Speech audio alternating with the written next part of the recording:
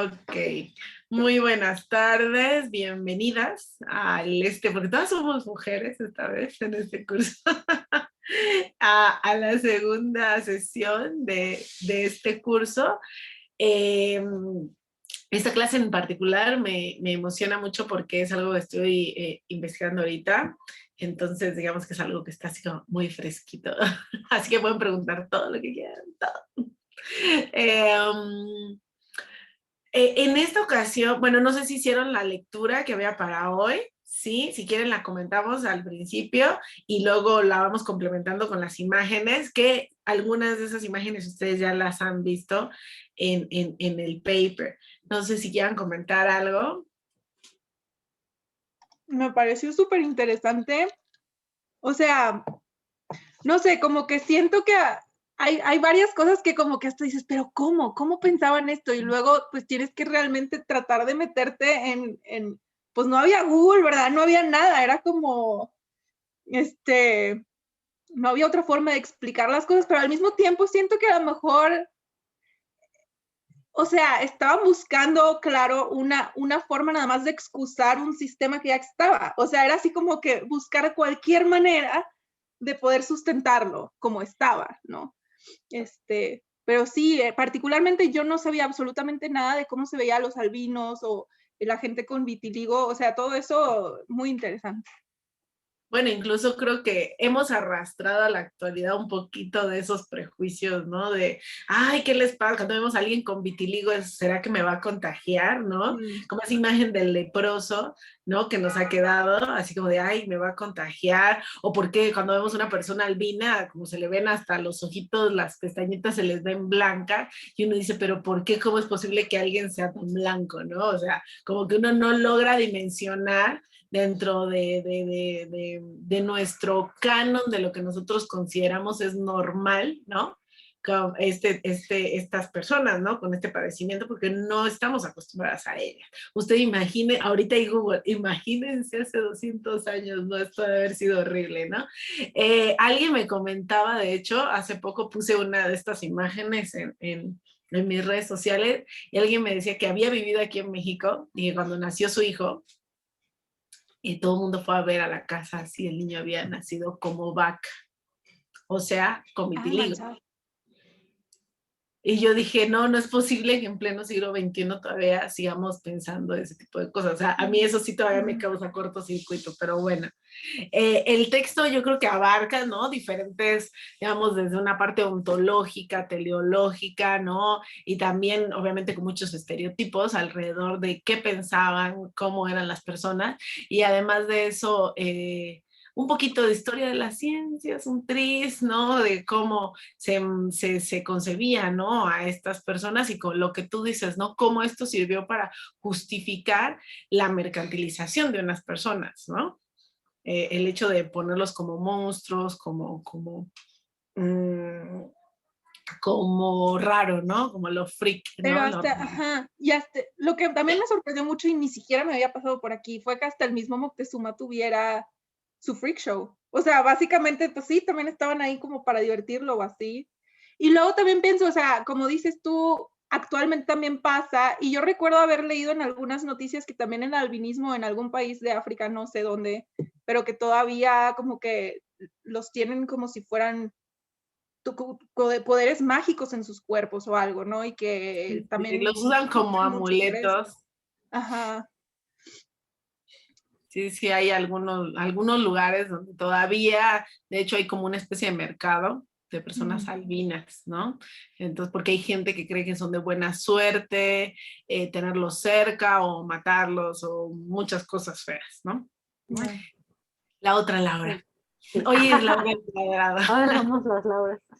Pues a mí también se me hizo bien interesante. Bueno, había muchas cosas que yo no había reparado. Y también, bueno, yo quería preguntarte, en todas las pinturas de castas que yo he visto, por lo menos acá en México, nunca he visto retratados por pues estas personas con vitiligo. O sea, ¿por qué no? ¿Por qué no se retrataban? Por esta cuestión de verlos como monstruos y estas cosas, por eso no los ponían ahí, porque en el texto sí vienen pinturas, hasta me sorprendió que había una escultura. por qué no? ¿Por qué no se retrataban? ¿Por esa misma cuestión?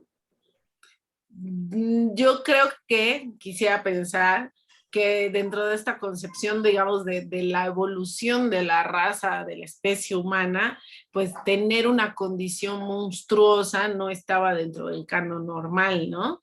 Si bien ser albino tampoco es que fuera muy normal, de una u otra forma, pues sí es muy blanco, ¿no? Tiene un problema, ¿no? Y por qué salió muy blanco no sabemos, ¿no?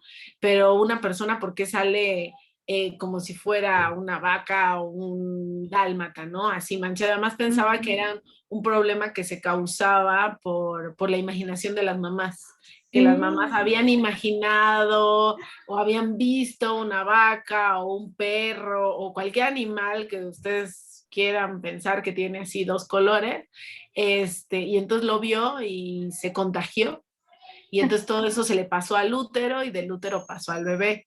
Y fue una concepción muy, muy recurrente incluso hasta el siglo XIX, ¿no? Pensar que era culpa de la mamá que estos niños nacieran así.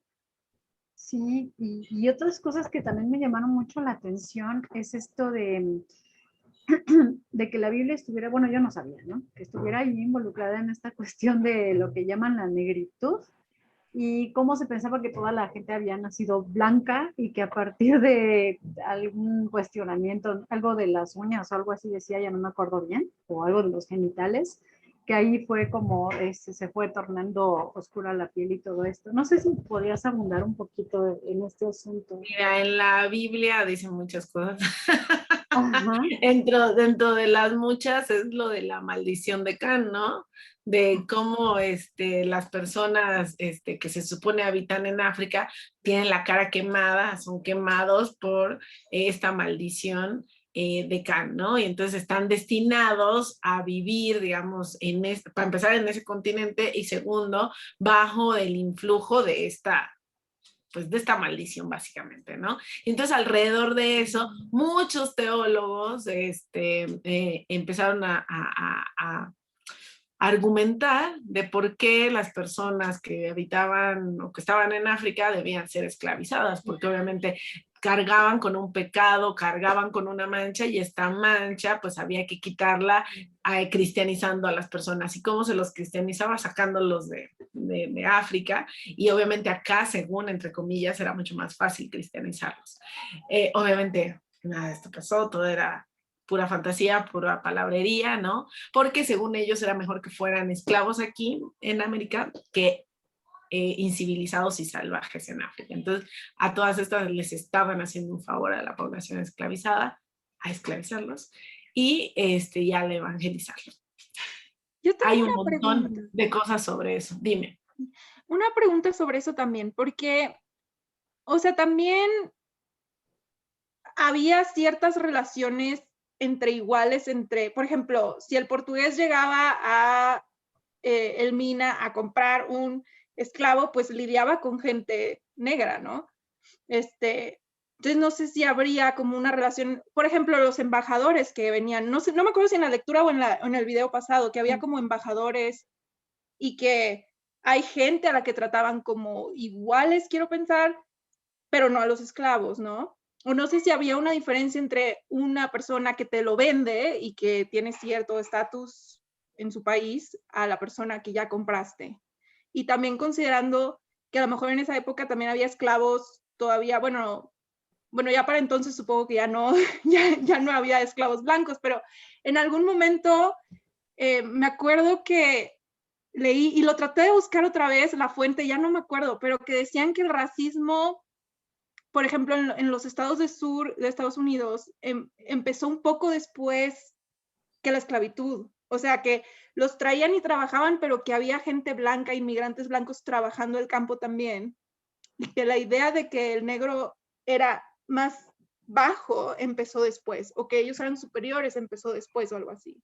No sé si, ya no sé si me lo inventé, ya sabes, así como que sabes algo de eso, o...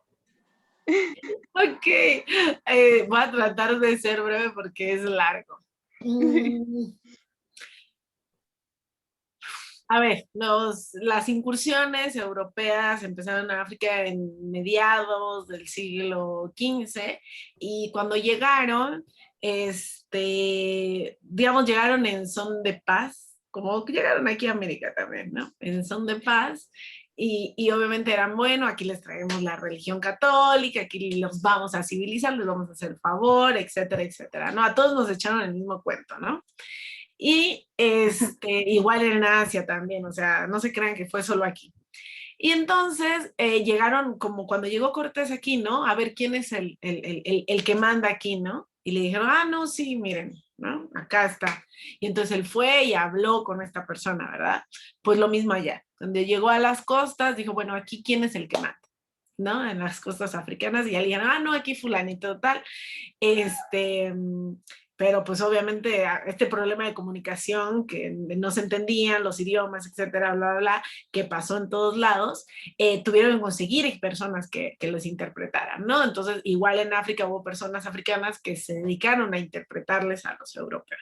Bueno, después de que ya lograron este contacto, ya para hacerles el cuento corto, se empezó a negociar, ¿no? Lo que ellos pensaban que podía ser fructífero. Entonces, por ejemplo, había marfil, había cera, había oro, obviamente, porque ellos estaban buscando oro también, algunas especias, ¿no?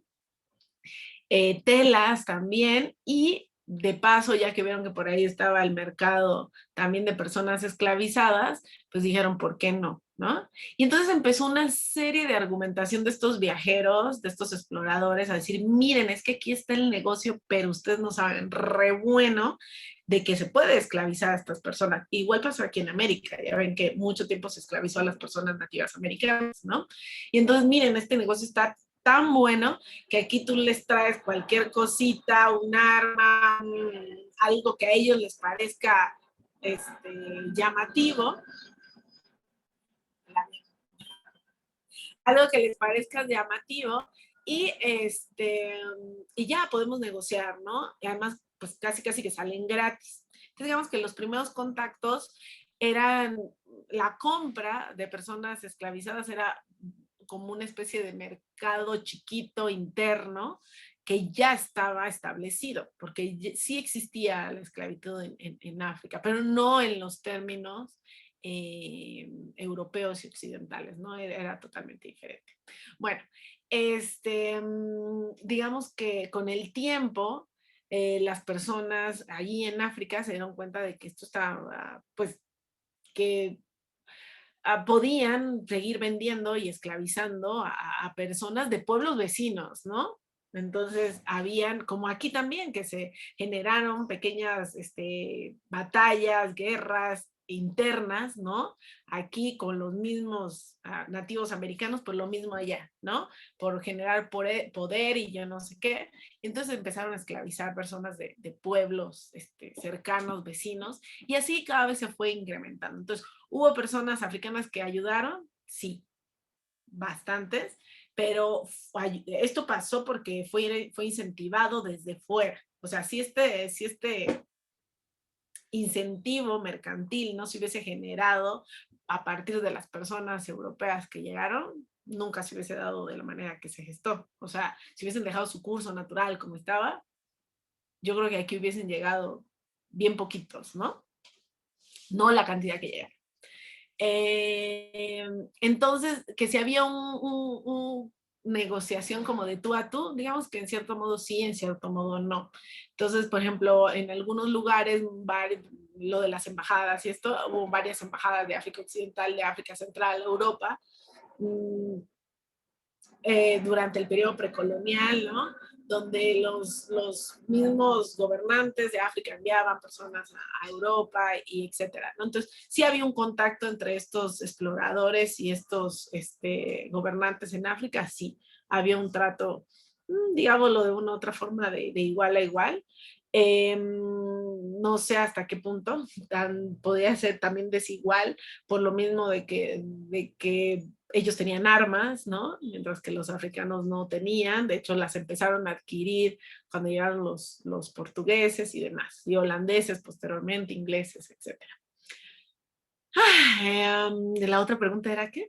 Ya se me fue. Es que eran varias.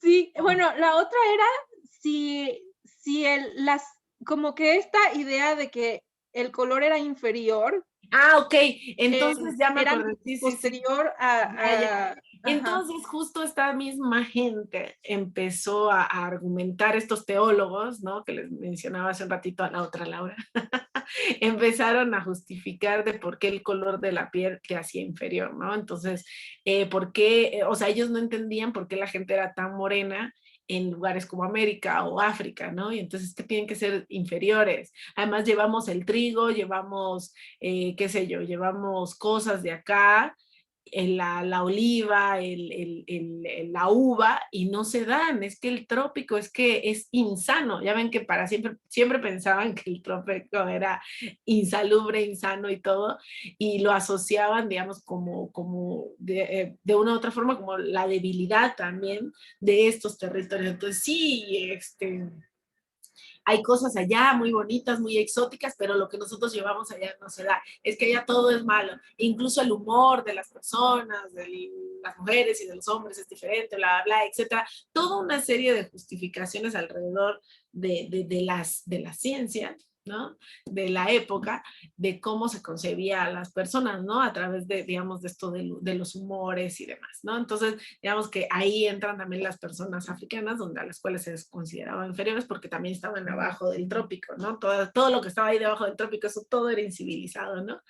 Incluyendo a América y África. Entonces, digamos, esto del color poco a poco no fue como de, ay, sí, hola, conocí a un negro y ya todos son, o conocí a un indígena y todos son inferiores, sino que no entendrían, digamos, ese contacto con el otro, ¿no? El europeo. Y lo mismo pasó de parte de los asiáticos y de los americanos aquí y de los africanos. No entendían estas personas que no se bañaban, traían barba, traían armadura, o sea, tampoco entendían al otro, ¿no? También les parecían bárbaros. De hecho, para los asiáticos, los europeos eran bárbaros y eran cochinos y eran unos payasos, ¿no? Entonces, o sea, era de parte y parte, no se crean que solamente era de allá para acá, de aquí para allá también, solo que de aquí para allá casi no tenemos documentación escrita.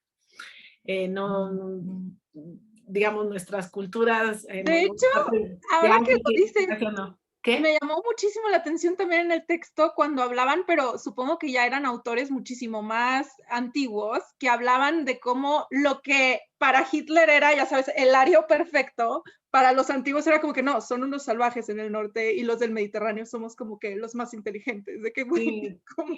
Sí, exacto. O sea, la percepción del otro, nosotros como estamos tan occidentalizados, y me incluyo, siempre leemos todo lo que leemos desde nuestra postura. Pero si nos ponemos a leer lo que escribían los asiáticos en esa época, uno dice, no, de verdad los europeos eran los bárbaros, ¿no? O sea, Ya. es que no. Es otra concepción que obviamente nosotros no tenemos. Por ejemplo, cuando uno ve el arte Nambam en estos biombos, ¿no? Cómo pintaban a los jesuitas, así narizones y con sus anteojos, ¿no? Y horribles, ¿no?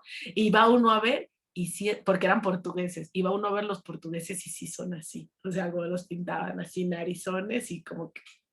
Pero era su forma de representarlos, o en los barcos, cómo se subían, para ellos yo creo que eran payasos, cómo iban los marineros como de ¿cómo se llama? De cuerda en cuerda de los barcos, ¿no? En la proa, han de haber dicho, ¿estos qué? ¿Están en un circo? ¿O qué onda, no? O sea, para ellos ha de haber sido la cosa más extraña, mientras que sus barcos eran, o sea, los asiáticos tenían una tecnología náutica, wow, de avant-garde, mientras a los europeos medio tenían ahí dos velas ahí horribles, ¿no? O sea, ellos han de haber pensado, qué atrasados son, qué barcos tan rupestres tienen, ¿no? O sea, para que nos hagamos una idea de cómo es la percepción del otro, ¿no? Pero, y cómo te ve el otro, ¿no? Porque uno ve al otro, ¿no? Y cómo te ve el otro también a ti. Ese intercambio a mí se me hace súper interesante. ¿Ibas a decir algo? Bueno, nada más decir, ajá, bueno, no sé, la otra lado. La otra, Bueno, me quedó una duda y no sé Dime. si entendí bien en la lectura, no sé si entendí bien, anoté aquí que en este proceso de albinismo y de vitiligo y demás, no sé si entendí bien la idea de que algún pensador por ahí decía que el estarse convirtiendo en blanco era como un proceso de emancipación. ¿Entendí bien eso?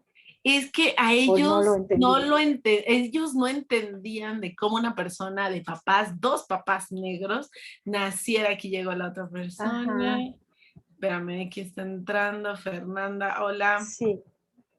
Ellos no entendían cómo una persona podía nacer tan blanca siendo de papás negros. Y Ajá, dentro de su teoría de esto de que sí. todo lo que fuera del trópico era trazado, era así, pero ¿cómo nació blanco? Que alguien me explique, o sea, si está en el trópico, además de que ellos habían Sí. teorizado, o sea, una super teoría de que todo lo que estaba en el trópico era moreno e incivilizado, y ahora te sale blanco. O sea, que alguien me explique, ¿no? O sea, era para Ajá. ellos era como de, wow, sí puede haber gente blanca en esos lados, ¿no? O sea, como que no lo lograban entender. Entonces, obviamente, el hecho de que una persona naciera así, en esa condición, cambiaba todo el estándar. Todo lo que ellos habían teorizado durante décadas se iba a la basura. Entonces, como que hacía cortocircuito. Entonces, ellos seguían teorizando cuando empezaron a conocer a estas personas, empezaron a teorizar de por qué salían estas personas así. Entonces, lo que les decía, le echaban la culpa a la mamá o el ambiente, ya empezaron, pero ¿cómo el ambiente? No, en el trópico tienen que nacer todos negros. Entonces, eso quiere decir que si nace gente negra, eso quiere decir que sí se puede mejorar la raza, eso quiere decir que hay que averiguar qué se puede hacer para que todos nazcan blancos, ¿no? Entonces, como que no, su cerebro no les funcionaba, no había manera. Lo siento. Ah, pero también es interesante como, pues esos principios de lo que después a lo mejor iba a ser la genética, ¿no? O sea, de Sí, todos claro, estos después ya viene Darwin mezclas y y todo eso, cosas, y ¿no? ya viene Pero, a ajá, hacerle así a todos, ¿no? Pues sí, sí. pero surge de la curiosidad, bueno, la Sí, curiosidad y el comercio y y todo de lo que hemos todo. ahorita Miren, les vamos a platicado, ¿no? Y compartir. de una forma súper egoísta de ver el mundo, ¿no? Porque Ah, también estaba claro. pensando, o sea, como antes pensaban que el sol giraba alrededor de nosotros, ¿no? Como que siento que es una forma muy similar no, es Más que o claro, menos. o sea, Sí, el más o blanco menos. es el estándar y todo lo demás y nada, o sea, ni al Sí, caso. lo otro no existe, ¿no? Mm, Y el problema es que los que están mal son ustedes, no nosotros, ¿no? Y entonces, Dios mío. qué cosa. Sí, Voy a era una apagar tantito mi cámara para ver mejor, ¿eh? Sí, sale, está bien. Bueno, bueno, para esta clase, pues voy a hablar sobre estos albinos y manchados. Sobre todo hay una imagen para el caso de la Nueva España, que es la que nos interesa, que es estos niños manchados. No sé si habían visto esta imagen antes. Está en la Biblioteca Nacional de España. Es un grabado anónimo de finales del siglo XVIII y está una niña y otro niño, aquí. Entonces está la niña, se supone que esta es la niña, perdón, esta es la niña y estos son, ay, ya me fui. La niña y el niño, es que está repetida, ya, ok. Y entonces son dos niños que están aquí, retratados, ¿no? Que tienen, vitiligo, ¿no? Estos niños de California, porque son de California, fueron llevados a París. De hecho, aquí dice, no sé si alcanzan a ver, que fueron presentados a la familia real de Francia por Curtius y esta estampa fue hecha, digamos, fue sacada a partir de una imagen que había, que se hizo allí en Francia, y fue llevada a España, ¿no? O sea, para que ustedes se hagan una idea, estos niños nacieron en California, fueron llevados a Francia, allí los exhibieron como un freak, ¿no? Y luego fueron, digamos, a través de esta imagen, fueron llevados a España para que los conocieran, ¿no? Lo interesante es que estos no fueron los únicos niños, como pudieron ver en la lectura, o sea, fue un fenómeno bastante, entre comillas, recurrente en el Caribe, en el Caribe inglés, francés y también, como se dieron cuenta, también para la parte hispánica. Y hay en Cartagena de Indias, aquí en México y en otros lugares también de la América hispánica. Entonces tenemos, para empezar, para que ustedes se hagan una idea de lo llamativo que era este suceso. Tenemos este cuadro de historia natural de Perú. Y en esta historia natural tenemos aquí tenemos un montón de animales, ¿no? Pajaritos, pero tenemos del lado izquierdo, tenemos todo esto que son personas a los que ellos consideran que habían sido civilizados, y de este lado personas salvajes. Creo que se los mostré la clase pasada. Y dentro de esas personas, aquí está una persona que dice la descripción que parece albina, tal cual como los había descrito en su texto el conde de Buffon. Por aquí está, el conde de Buffon.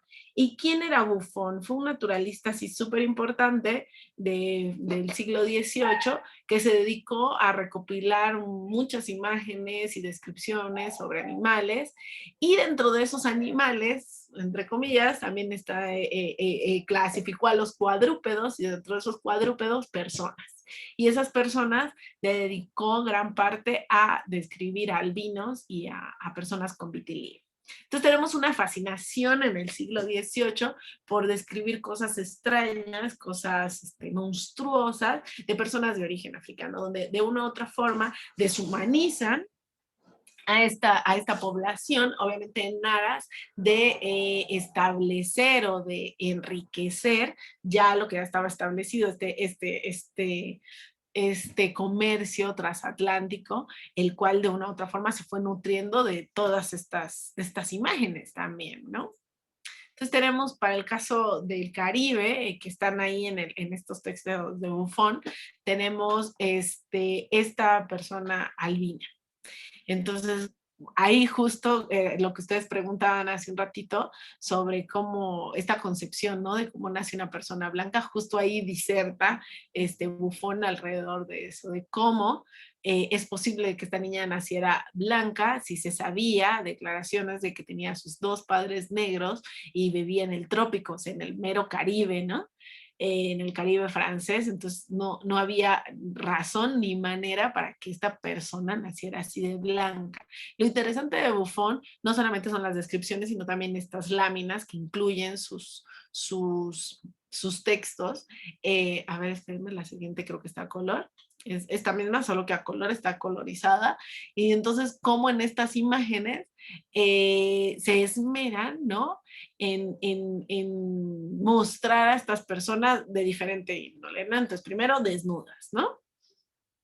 Entonces, ese afán por la desnudez de las personas que ellos consideraban salvajes. Primero. Segundo, esa tropicalización todo el tiempo de las personas, ¿no? En lo que ellos consideraban, pues, el Caribe, la parte del trópico, etcétera, en África, ¿no? Y obviamente esta tropicalización va acompañada, ¿no? De estas frutas, las que se supone son típicamente tropicales, ¿no? También, o también junto a animales, ¿no? Como el caso de Mari Sabina, que está en la lectura. También tenemos aquí esta niña también de Martinique, muy famosa también allí en Francia. Francia, digamos que fue un epicentro de una u otra forma digamos, llevaban muchas de estas imágenes perdón, de estas imágenes no, llevaban a las personas, transportaban a las personas desde el Caribe, o en este caso de la Nueva España, a Europa para ser exhibidas allá y ser mostradas. Y esta niña no fue la excepción, ¿no? Muchos de estos niños fueron llevados a Europa para ser exhibidos en museos o en salones donde se reunían algunos científicos, como el señor Curtius, que les digo que mostró a los niños de California. Ahorita recuérdenme terminarle de hablar de Curtius y de los niños de California. Y aquí tenemos, digamos, yo creo, una de las imágenes más famosas de niños con vitiligo, y es Mari Sabina. Mari Sabina, ella sí nunca viajó a Europa, a ella solo le tomaron esta imagen esta niña fue descubierta en una hacienda jesuita, en una hacienda, en una plantación, ¿no? Y le tomaron esta imagen. Digamos que esta es como una de las primeras imágenes de esta niña. Y a mí me encanta esta imagen porque nos muestra muchísimas cosas. Bueno, primero, este loro. Si uno busca en la RAE lexicográfica, qué significa loro, ¿no? Entonces te hace referencia justo al color de la piel, de cómo habían personas o animales que tenían doble color, blanco y negro. Entonces, en primer lugar, nos evoca, digamos, de una u otra forma, como que, miren, está la niña de color blanco y negro, ¿no? Y trae un lorito, ¿no? Entonces, como que, además de eso de la tropicalización que les nombraba hace un ratito. Por otro lado, me gusta también la imagen de María Sabina. Obviamente esto es un paisaje no tan real, ¿no? De Cartagena. Si bien sí tiene montañas, pero yo diría que no tantas. Ahí se inventaron unas montañas de más. Lo que les hablaba de, ¿no? De la desnudez con la que siempre pintan a estas personas, obviamente porque había que mostrar, ¿no? Su cuerpo manchado por todos lados. Y por último, estas pulseritas que trae Mari Sabina, ¿no? Hay unas imágenes, a ver si la puse aquí, si no se las muestro ahorita, en África Central. Digamos, habían el uso, digamos, se sabe del uso de estas cuentas de colores en la población de origen africano, por ejemplo en Brasil, ¿no? En muchas excavaciones arqueológicas se han encontrado cuentas de todos los colores que estas personas usaban y en representaciones de Río de Janeiro y demás de esta misma época con personas también con estas cuentas, ¿no? Por todo lado. Entonces es interesante cómo esta niña también las trae. Se supone que las usaban de algún tipo de protección o simplemente de adorno, dependiendo del lugar. Entonces es interesante también ver cómo a esta niña la habían adornado, ¿no? Con estas pulseras. Y también tenemos esta que es la imagen de Buffon.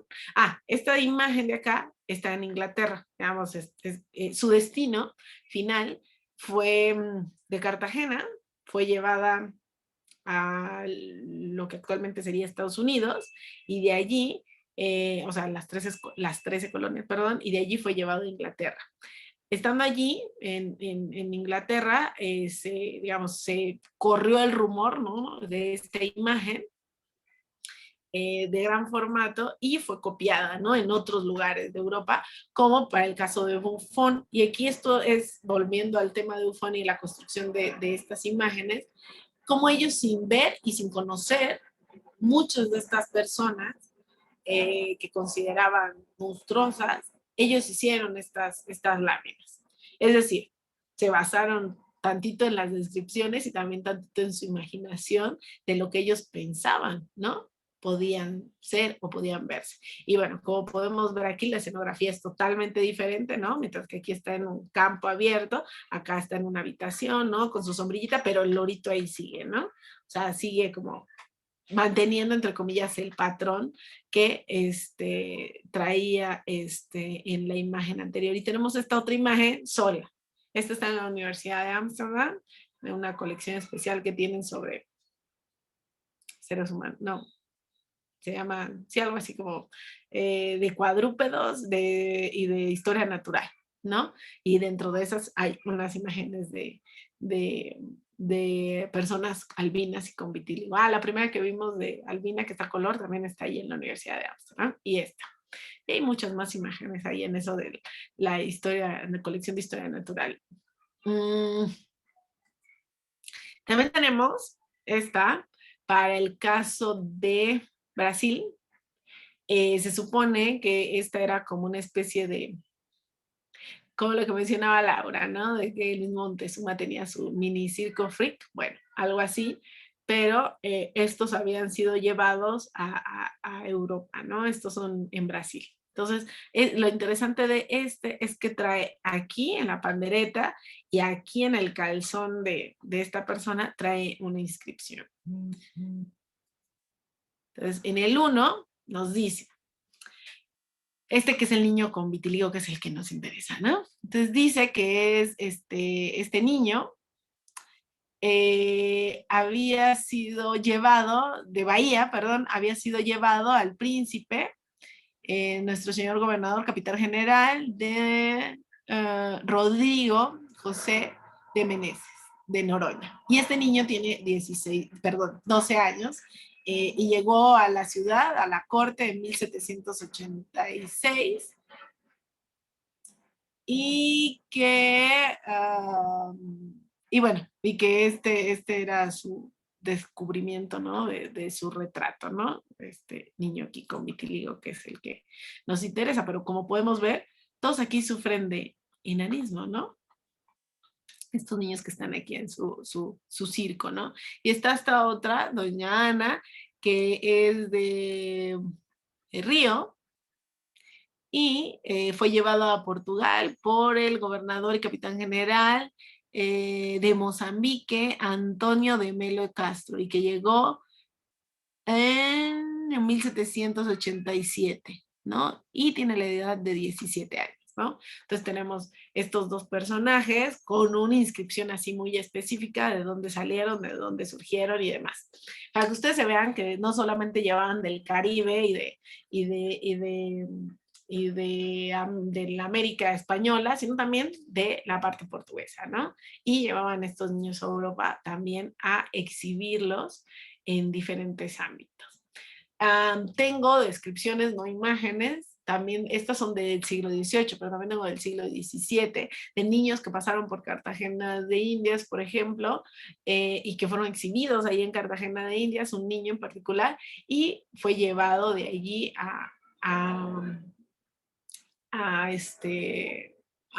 Portugal, ¿no? Hizo, digamos, como ese viaje, ¿no? De Angola, porque era de Angola a Cartagena y de Cartagena a Portugal, ¿no?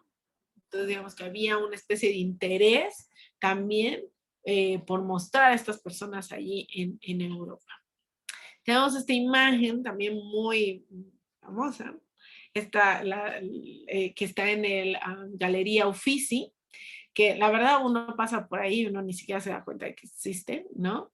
Pero digamos que es de las pocas cosas que hay en esta galería que hace referencia a personas de origen africano. ¿Y por qué? Porque estaban ahí en la corte, eran este personaje en particular, que es el mismo, solo que el de acá es, el de la izquierda estaba niño y luego acá en la derecha está adulto. Beneto de Angola Silva era un sirviente de ahí, de una de las casas prestantes, ¿no? Y fue llevado a Italia, y obviamente había un discurso de, miren, bueno, primero había como una especie de, ¿qué será?, de staff, de sirvientes monstruosos, ¿no? Extraños.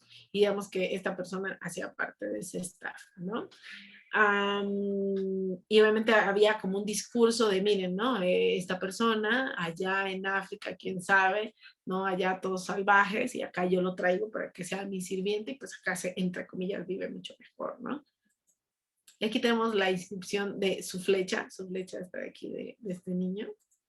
Dice, Beneto Silva Moro Blanco. Me encanta es la descripción como está. Era Moro Blanco, ¿no? De Angola, de padre y madre negros. O sea, había que hacer la precisión de que esta persona, a pesar de su blancura, era de padres negros. Lo que les digo, a ellos no veían algo así como muy, muy extraño el hecho de que estas personas tan negras, perdón, tan blancas, tuvieran papás negros, ¿no? Y estas que son las últimas imágenes, que son para el caso del Caribe, una muy famosa es de esta persona con piel de antiguo, con vitiligo. En Jamaica, fue un niño una persona, digamos, muy conocida, famosa, y como pueden ver, trae como la imagen de un niño agarrada, ¿no? En su brazo, pero en su mano, perdón, es la misma imagen, ¿no? Aquí más joven y aquí un poco ya mayor, más adulto, ¿no? Pero es el mismo personaje. Y aquí lo tenemos otra vez, y esta imagen que él tiene aquí, es muy probable que sea esta de aquí, que es de George Alexander, que fue un niño también muy, muy famoso allí en Inglaterra, ambos, el uno de Jamaica, el otro de San Vicente, fueron muy famosos de las Indias Occidentales y los llevaron a Europa a exhibirse, ¿no? Para que ustedes se hagan una idea, ¿no? Mira, aquí está el niño al lado de un dálmata, ¿no? Esa evocación, ¿no? A esa imaginación de la mamá de por qué salió así, ¿no? Manchado, ¿no? Vemos un dálmata y entonces seguramente vio un dálmata y por eso el niño le nació así tal cual, con el mismo patrón de manchas del perro. Entonces me encanta esta imagen porque hay una conexión entre esta persona adulta, ¿no?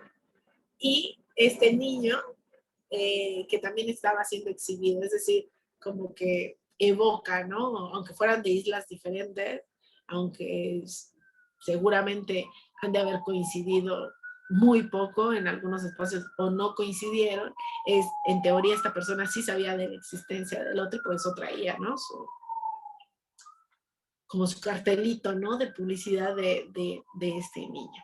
Y está, por último, también de la Nueva España, en la Gaceta de México hay muchas descripciones sobre personas monstruosas. Bueno, muchas es un decir, pero sí hay varias, ¿no? Más de las que uno cree. Y lo interesante de estas imágenes es que siempre tratan de mostrar o de resaltar el origen de los padres. Entonces, por ejemplo, en el caso de esta persona que se supone nació con solo ojo, su mamá era una mulata blanca, ¿no? A veces dicen el papá y luego dice mulata blanca, o sea, como que la mamá sí tratan de resaltar ese origen africano. Entonces, de una u otra forma, como tratando de hacer referencia o alusión a que gracias, digamos, al gen de la mamá es que este personaje salió así, ¿no? Con cierta monstruosidad. También hay descripciones de que a ellos les súper extrañaba que hubiese nacimientos de una mujer afro, pero que naciera un hijo blanco y dos hijos negros, ¿no? Entonces, así, ¿de dónde salieron, no? Entonces, este tipo de partos siempre están reportados, de hecho, allí en el podio que pasa este tipo de partos están ahí reportados en la Gaceta de México y es muy normal digamos, recurrente ver este tipo de descripciones y obviamente haciendo alusión a estas personas de origen africano. Sí, esta era la última imagen. Ok. Entonces, aquí nos volvemos aquí al de California para terminar. Es muy interesante la historia de estos niños para que ustedes vean que no eran los únicos, ¿no? O sea, muchos niños fueron considerados así como monstruosos, ¿no? Por su condición de su piel. Esta imagen de Curtius, la verdad es que se sabe muy poco, pero por ejemplo, sabemos que este señor Curtius era no, es que no era un naturalista, era una especie de médico que dentro de sus intereses, digamos, como a mediados de su vida, fue dedicarse a hacer moldes en cera. Entonces, en teoría, él debió haber hecho una especie de moldes en cera de estos niños para ser expuestos. Como el Museo de Cera, sí conocen el Museo de Cera, ¿verdad? Espérenme, voy a dejar de compartir. Sí, bueno, así como el Museo de Cera. Hagan de cuenta, no. Este señor le enseñó a Madame Tussauds a hacer la cera. O sea, hagan de cuenta, era como el tío político de Madame Tussauds. Yo espero y aspiro que haya algo allá en Francia que me diga que efectivamente hiciera un modelo en cera de estos dos niños. Yo guardo la esperanza. Las esperanza es lo último que se pierde. Yo sé que no existe, pero yo guardo la esperanza, porque se supone que este museo, porque no era un museo, era un salón que el señor tenía, es lo que sería el antecedente de lo que hoy conocemos el Museo de Cera, allí en Francia. ¿Ya? Entonces, en teoría, estos niños fueron expuestos. Este señor se dedicaba a primero a hacer moldes de, qué sé yo, un brazo, una cara o algo así, ¿no? Pero luego ya empezó a hacer moldes completos de personas completas.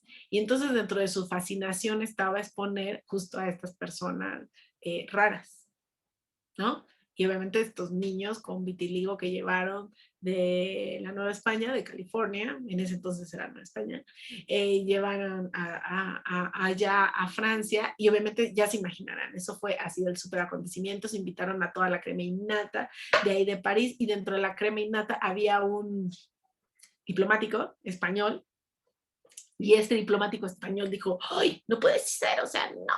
Y entonces, obviamente, él fue el que mandó a hacer esta imagen que vemos ahí. Porque, por ejemplo, aquí en México no hay una imagen de ellos, esta imagen está allá. O sea, aquí no sabemos que existen, pero allá sí. De aquí se lo llevaron para allá. Y entonces no sabemos que los niños existen mientras que allá los estaban paseando, literal, para que todo el mundo lo conociera. También hay que tener en cuenta que en esa época era muy normal, digamos, exponer, no sé, personas que nacían con 3 brazos, qué sé yo, ¿no? Y los llevaban a estos salones para investigarlos, para analizarlos, porque según ellos eso era ciencia, ¿no? Entonces lo mismo pasaba con estos niños. Entonces digamos que sí, era un gabinete de curiosidades, de hecho. Sí, justo así. De hecho, es que se llamaba salón, pero sí, era como, hagan de cuenta, gabinete de curiosidades, tal cual. De hecho, aquí en México hicieron como una especie de catálogo, ¿no? Del Museo Nacional de personas monstruosas, pero ese ya es del siglo XIX. Estos niños son del siglo XVIII. ¿No? Entonces vemos que desde el siglo X, desde antes del siglo XVII, del siglo XVIII, ya se estaban haciendo estas, digamos, exhibiciones y que luego ya las conoceríamos como estos gabinetes, pero desde la historia natural, ¿no? Entonces llegábamos a los museos y de verdad era como toda esta área de teratología que habían. Hay un texto de la doctora Frida Goldbach, espero estar pronunciando bien su nombre, de la Universidad de la Xochimilco. Ella tiene un libro justo sobre eso, sobre teratología aquí en México del siglo XIX. Ella no se ocupa del siglo XVIII, o sea, en ningún momento nombra, por ejemplo, esta imagen en particular, pero hace, digamos, como un recuento en la Gaceta Médica. Ella no checa la Gaceta de México, pero sí la Gaceta Médica de México y este catálogo del Museo Nacional, ¿no? A ver, la leyenda que ella cuenta ahí es increíble, porque dice que había una sala del museo dedicada a la teratología. Y muchos de estos cosas que estaban ahí exhibiendo, incluyendo un gigante que un pintor había hecho una imagen de un gigante, y ahorita mismo se me fue, y es un pintor famoso, qué horror, espérame, ahorita me acuerdo. Hizo a tamaño real del gigante, y había una pintura, y había un montón de cosas, incluso fetos de personas como que vimos al final, de una persona con un solo ojo, etcétera. Había muchos, digamos, conservados, ¿no? Y estos terminaron casi casi que en un pasillo del museo donde nadie les prestó atención. Bueno, parece ser que luego de ahí lo sacaron y al lugar donde lo llevaron tuvo un incendio y pues no queda nada. Entonces no, solo nos queda el catálogo. A ver si lo tengo por aquí, se los pongo de una vez aquí en el chat. El catálogo debe estar por aquí, aquí lo tengo. El catálogo está digitalizado y espérenme. Ay, ¿dónde está mi Zoom? Aquí ya estoy Zoom. Está digitalizado, está súper curioso. Pero es del siglo XIX, no es del siglo XVIII, que es y no hay ningún albino ni ninguna persona con vitiligo. Hay personas con un cuerno, personas, qué sé yo, siameses, eso era muy normal también que exhibieran siameses, etcétera, etcétera. Bueno. Entonces estos niños de California, para no hacerles tan largo, lo poco que sé de ellos, es que estas personas allí en Europa obviamente estaban muy interesados en investigarlas, en examinarlas, y obviamente hagan de cuenta que se reunían en estos gabinetes, en estos salones a estudiarlos, ¿no? Desde la teratología, ¿no? Todavía no era teratología, pero ya era bastante, estaban bastante avanzados en estos estudios del cuerpo, ¿no? Y de lo que ellos consideraban algo extraño y monstruoso. Además de, bueno, de estos moldes de seda que hacía de seda, haga de cuenta que él heredó todo esto a Madame Tussauds y ella ya no continuó haciendo, digamos, estos freak, ¿no? Eran como lo que posteriormente se llaman zoológicos humanos, ¿no? Que llamaremos en el siglo XIX y XX incluso, zoológicos humanos. Ella ya no continuó eso, pero siguió haciendo los moldes en cera, que es lo que conocemos en la actualidad, y bueno, el resto es historia, ¿no? Creo que todos hemos ido al Museo de Cera. Algo más les quería decir sobre estos niños. Ahorita me acuerdo. Bueno, no sé si tengan alguna pregunta o algo.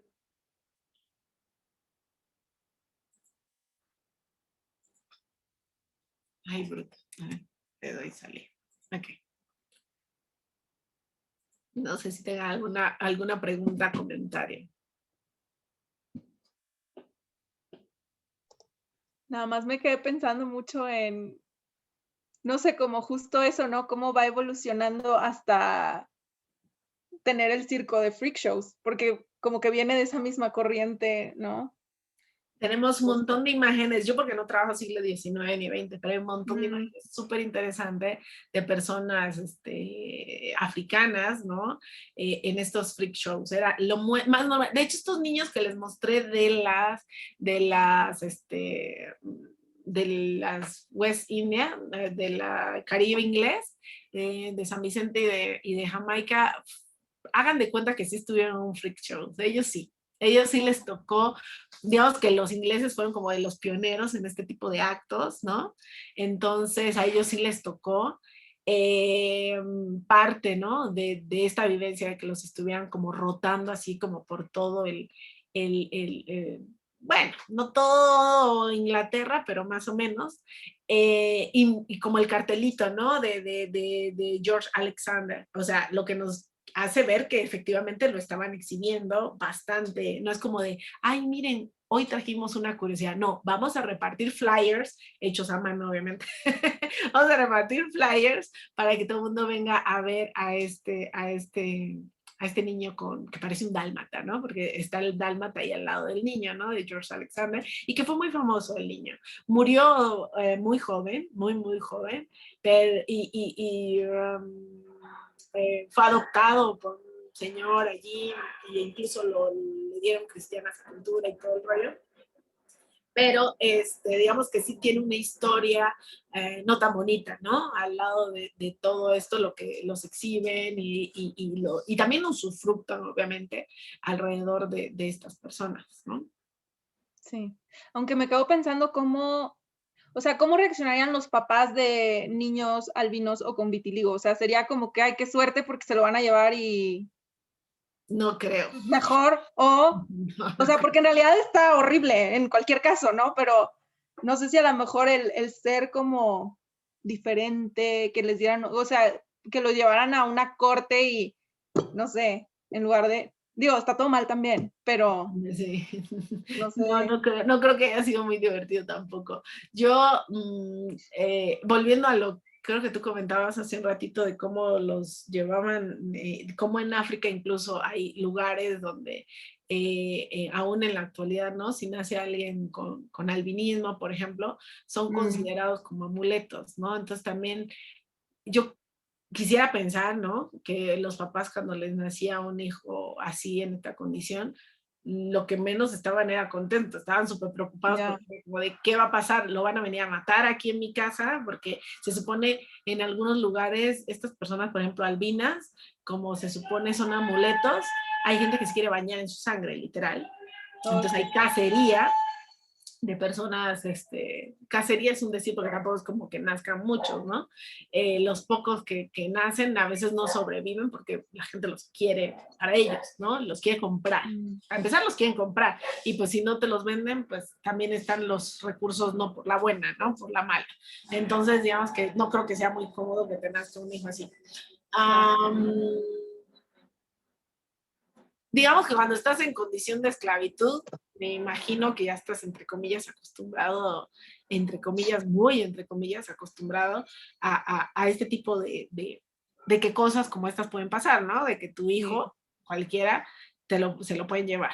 Pero yo imagino que personas en África que obviamente no estaban, que no conocían cómo era la esclavitud aquí, porque obviamente nunca habían venido, no tenían ni idea de lo que estaba pasando, yo creo que la situación era un poco diferente y no sé hasta qué punto lo veían como algo bueno. Yo creo que en cualquiera de los dos casos era algo terrorífico, ¿no? Claro.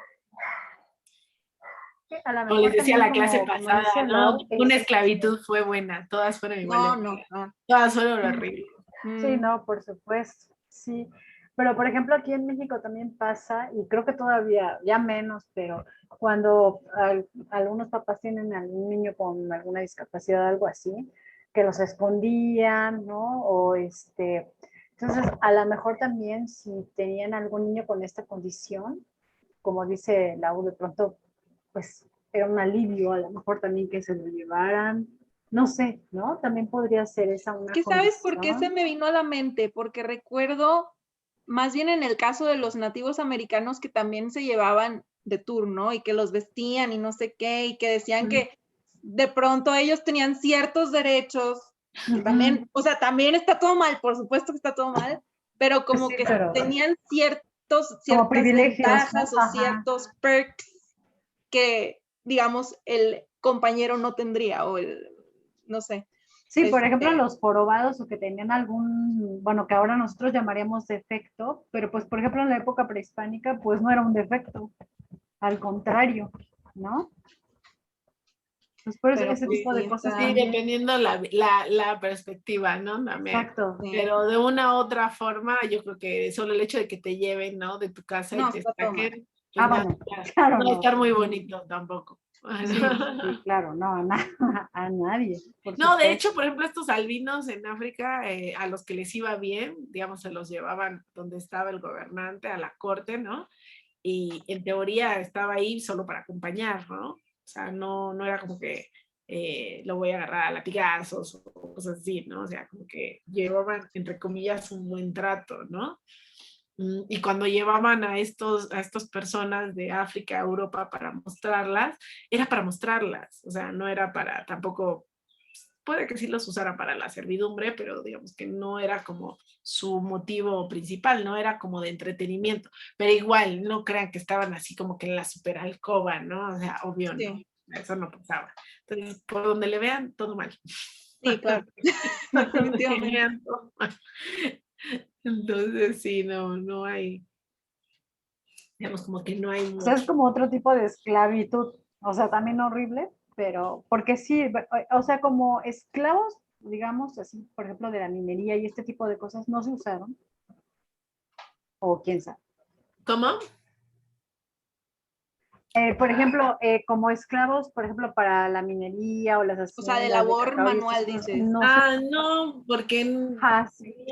por ejemplo, algunos no pasaban de la niñez, por ejemplo. Mm, Eh, Ah, por diferentes cosas. O sea, imagínense, una persona que, pues es que está chiquita y se la llevan a Europa sin su mamá, obviamente, muchas veces, pues, ¿qué tipo de alimentación podría recibir?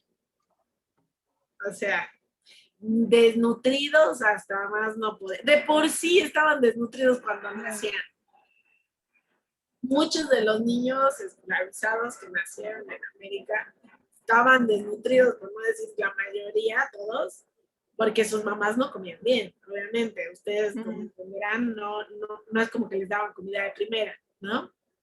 sí. No, para las personas que compraban a las mujeres esclavizadas y que estaban embarazadas o que ya habían tenido, no era prioridad alimentarlas, era como que si se muere, bien, y si vive, también, o sea, me da igual, ¿no? O sea, como que no estaba dentro de sus prioridades, nunca fue su prioridad. Preferían comprar esclavos adultos que esperar a que el niño creciera, obviamente, porque podían pasar muchos años y la esperanza de vida no es como ahorita, o sea, un niño ¿de aquí qué crees que hay? Si es que pasa de ahí los primeros 10 años y no le dan no sé cuántas enfermedades, viruela y varicela y sabes tantas cosas, a ver si no se muere en el camino, ¿no? Entonces digamos que no era su prioridad, ¿no? Y muchos de estos niños obviamente no pasaban, no llegaban a adultos, ¿no? Entonces digamos que no, de ahí a que llegara a una mina, no, bueno. Además de que muchos albinos, por ejemplo, estaban ciegos.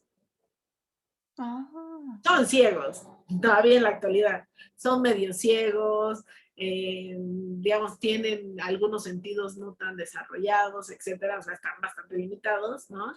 Por lo mismo de que la pigmentación y eso les afecta, por ejemplo, los ojos, etcétera. Entonces, como que no, tampoco era como que muy útil tener muchos albinos a la mano, ¿no? Ay, me piqué la nariz, perdón.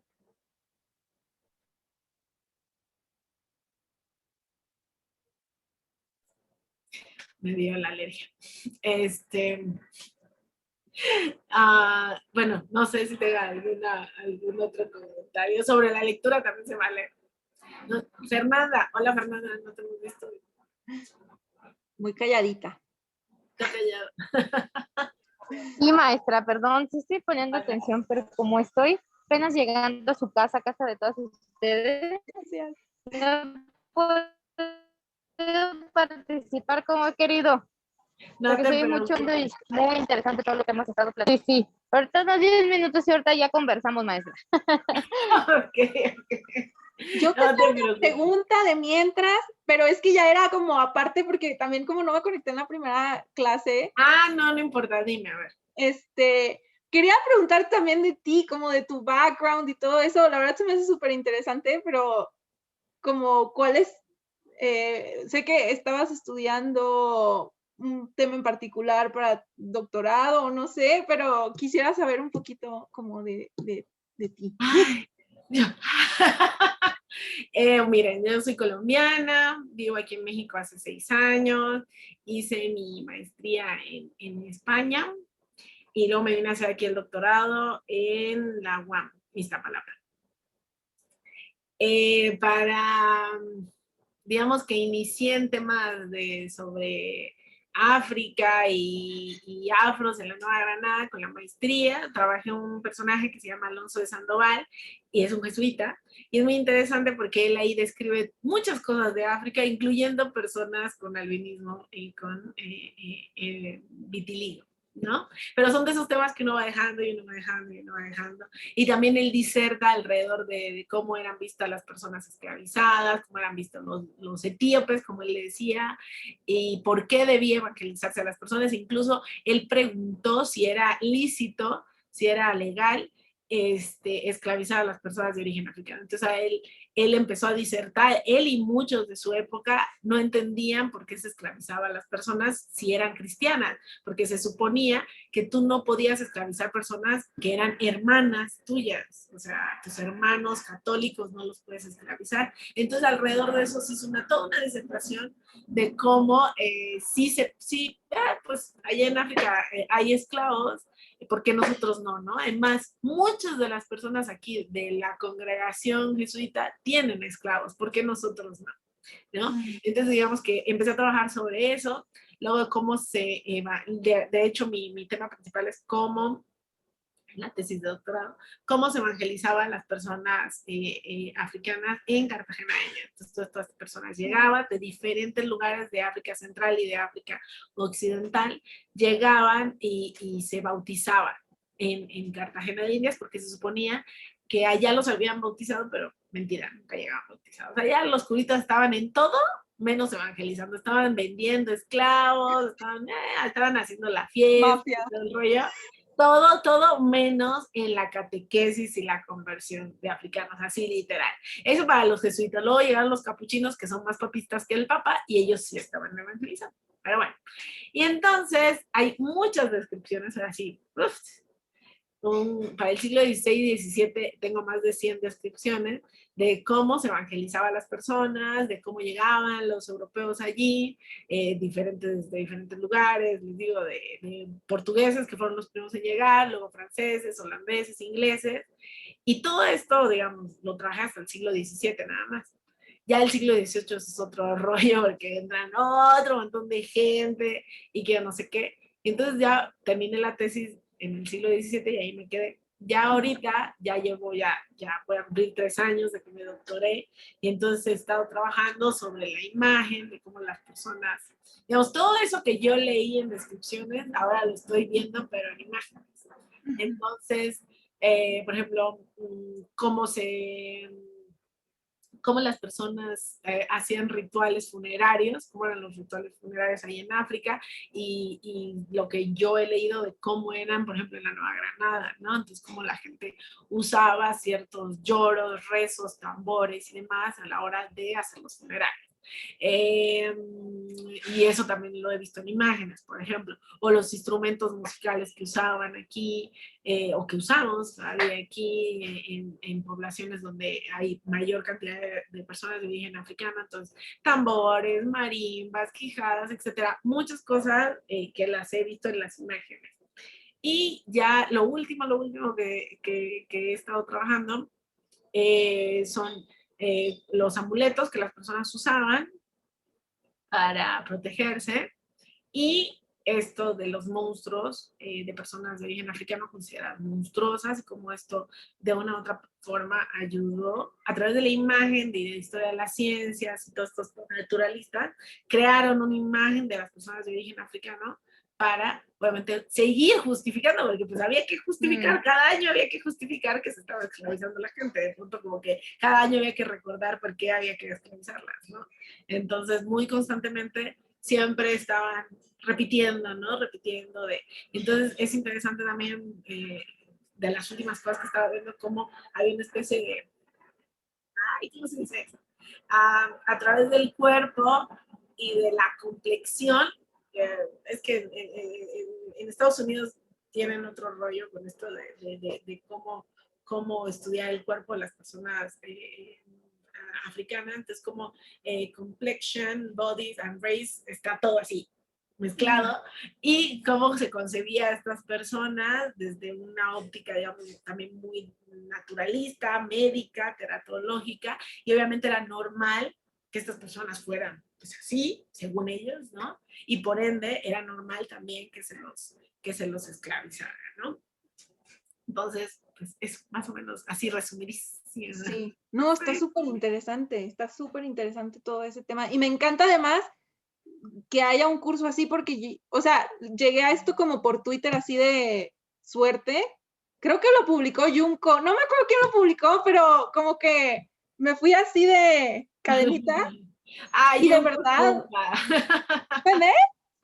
Junko es buena onda, No la conozco, solo la sigo. O sea, no, como yo que de tampoco la pronto, conozco personalmente, sí. Solo la conozco sí, en el, ajá, no, como que me encanta todo el material.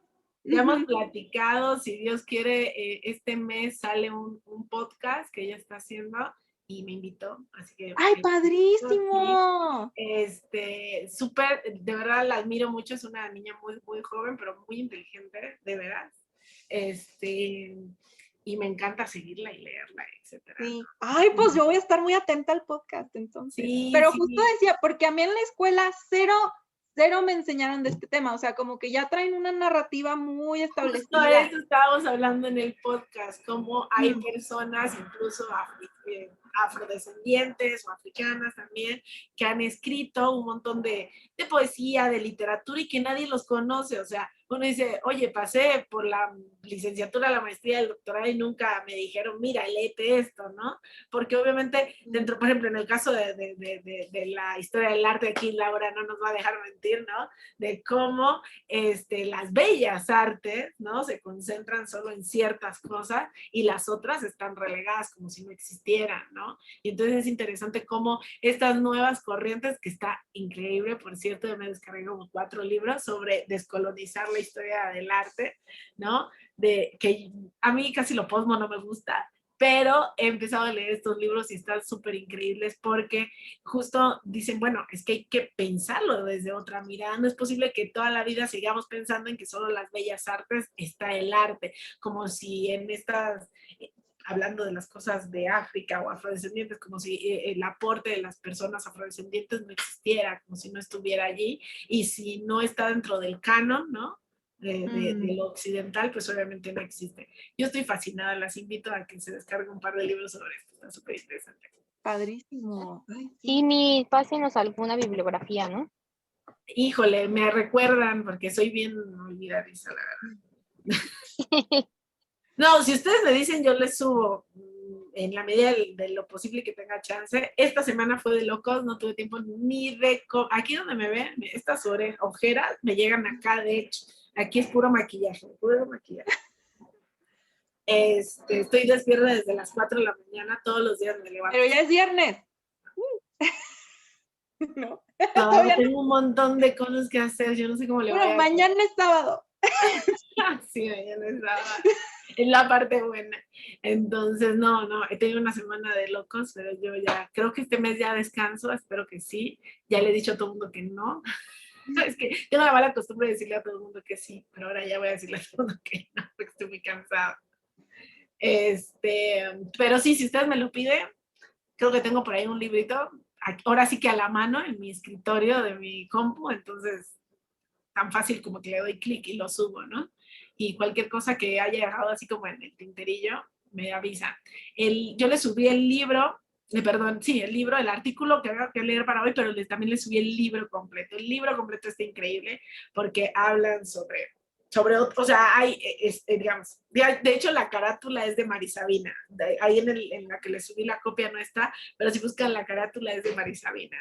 Entonces, para que ustedes se hagan una idea de lo que va el libro, ¿no? Habla sobre raza, cuerpo, sobre la concepción que había de las personas de origen africano, y uno de los textos es justo ¿cómo es? Blanco o no blanco, white or black, ¿no? Hay otros sobre cómo se evangelizaba, de hecho, las personas de origen africano, o más o menos cómo era esa concepción que había sobre, digamos, estas personas de origen africano, de Larissa Brewer, también, o sea, hay un montón de temas ahí tratados a través de la imagen, todo a través de la imagen, o concepción de raza en imágenes en Perú también, que está muy interesante, de Ananda Ponte. Es decir, un libro súper interesante que espero se lo lean completo porque yo creo que da una visión, no solamente desde, digamos, desde este aspecto que estamos trabajando hoy aquí en este segmento de las clases, de esta sección, sino como que algo mucho más amplio, ¿no? Como que nos da otro panorama. Así que las invito a que lo lean completo. ¿Y qué otra cosa? A ver, las escucho. O de la lectura también, se vale. Esto que comentabas de cómo se evangelizaba a los africanos, ¿qué diferencias hay con lo de acá? Con cómo se evangelizó acá. Básicamente es lo mismo. Yo pensé que había como algo ahí como... Lo que pasa es que cuando llegaron aquí, bueno, cuando llegaron allá también, estaba la premisa de que había que llegar a evangelizar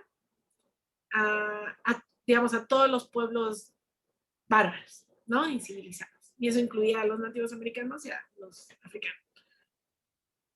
El problema con las personas africanas en América es que esos no estaban presupuestados dentro de lo que se debía evangelizar.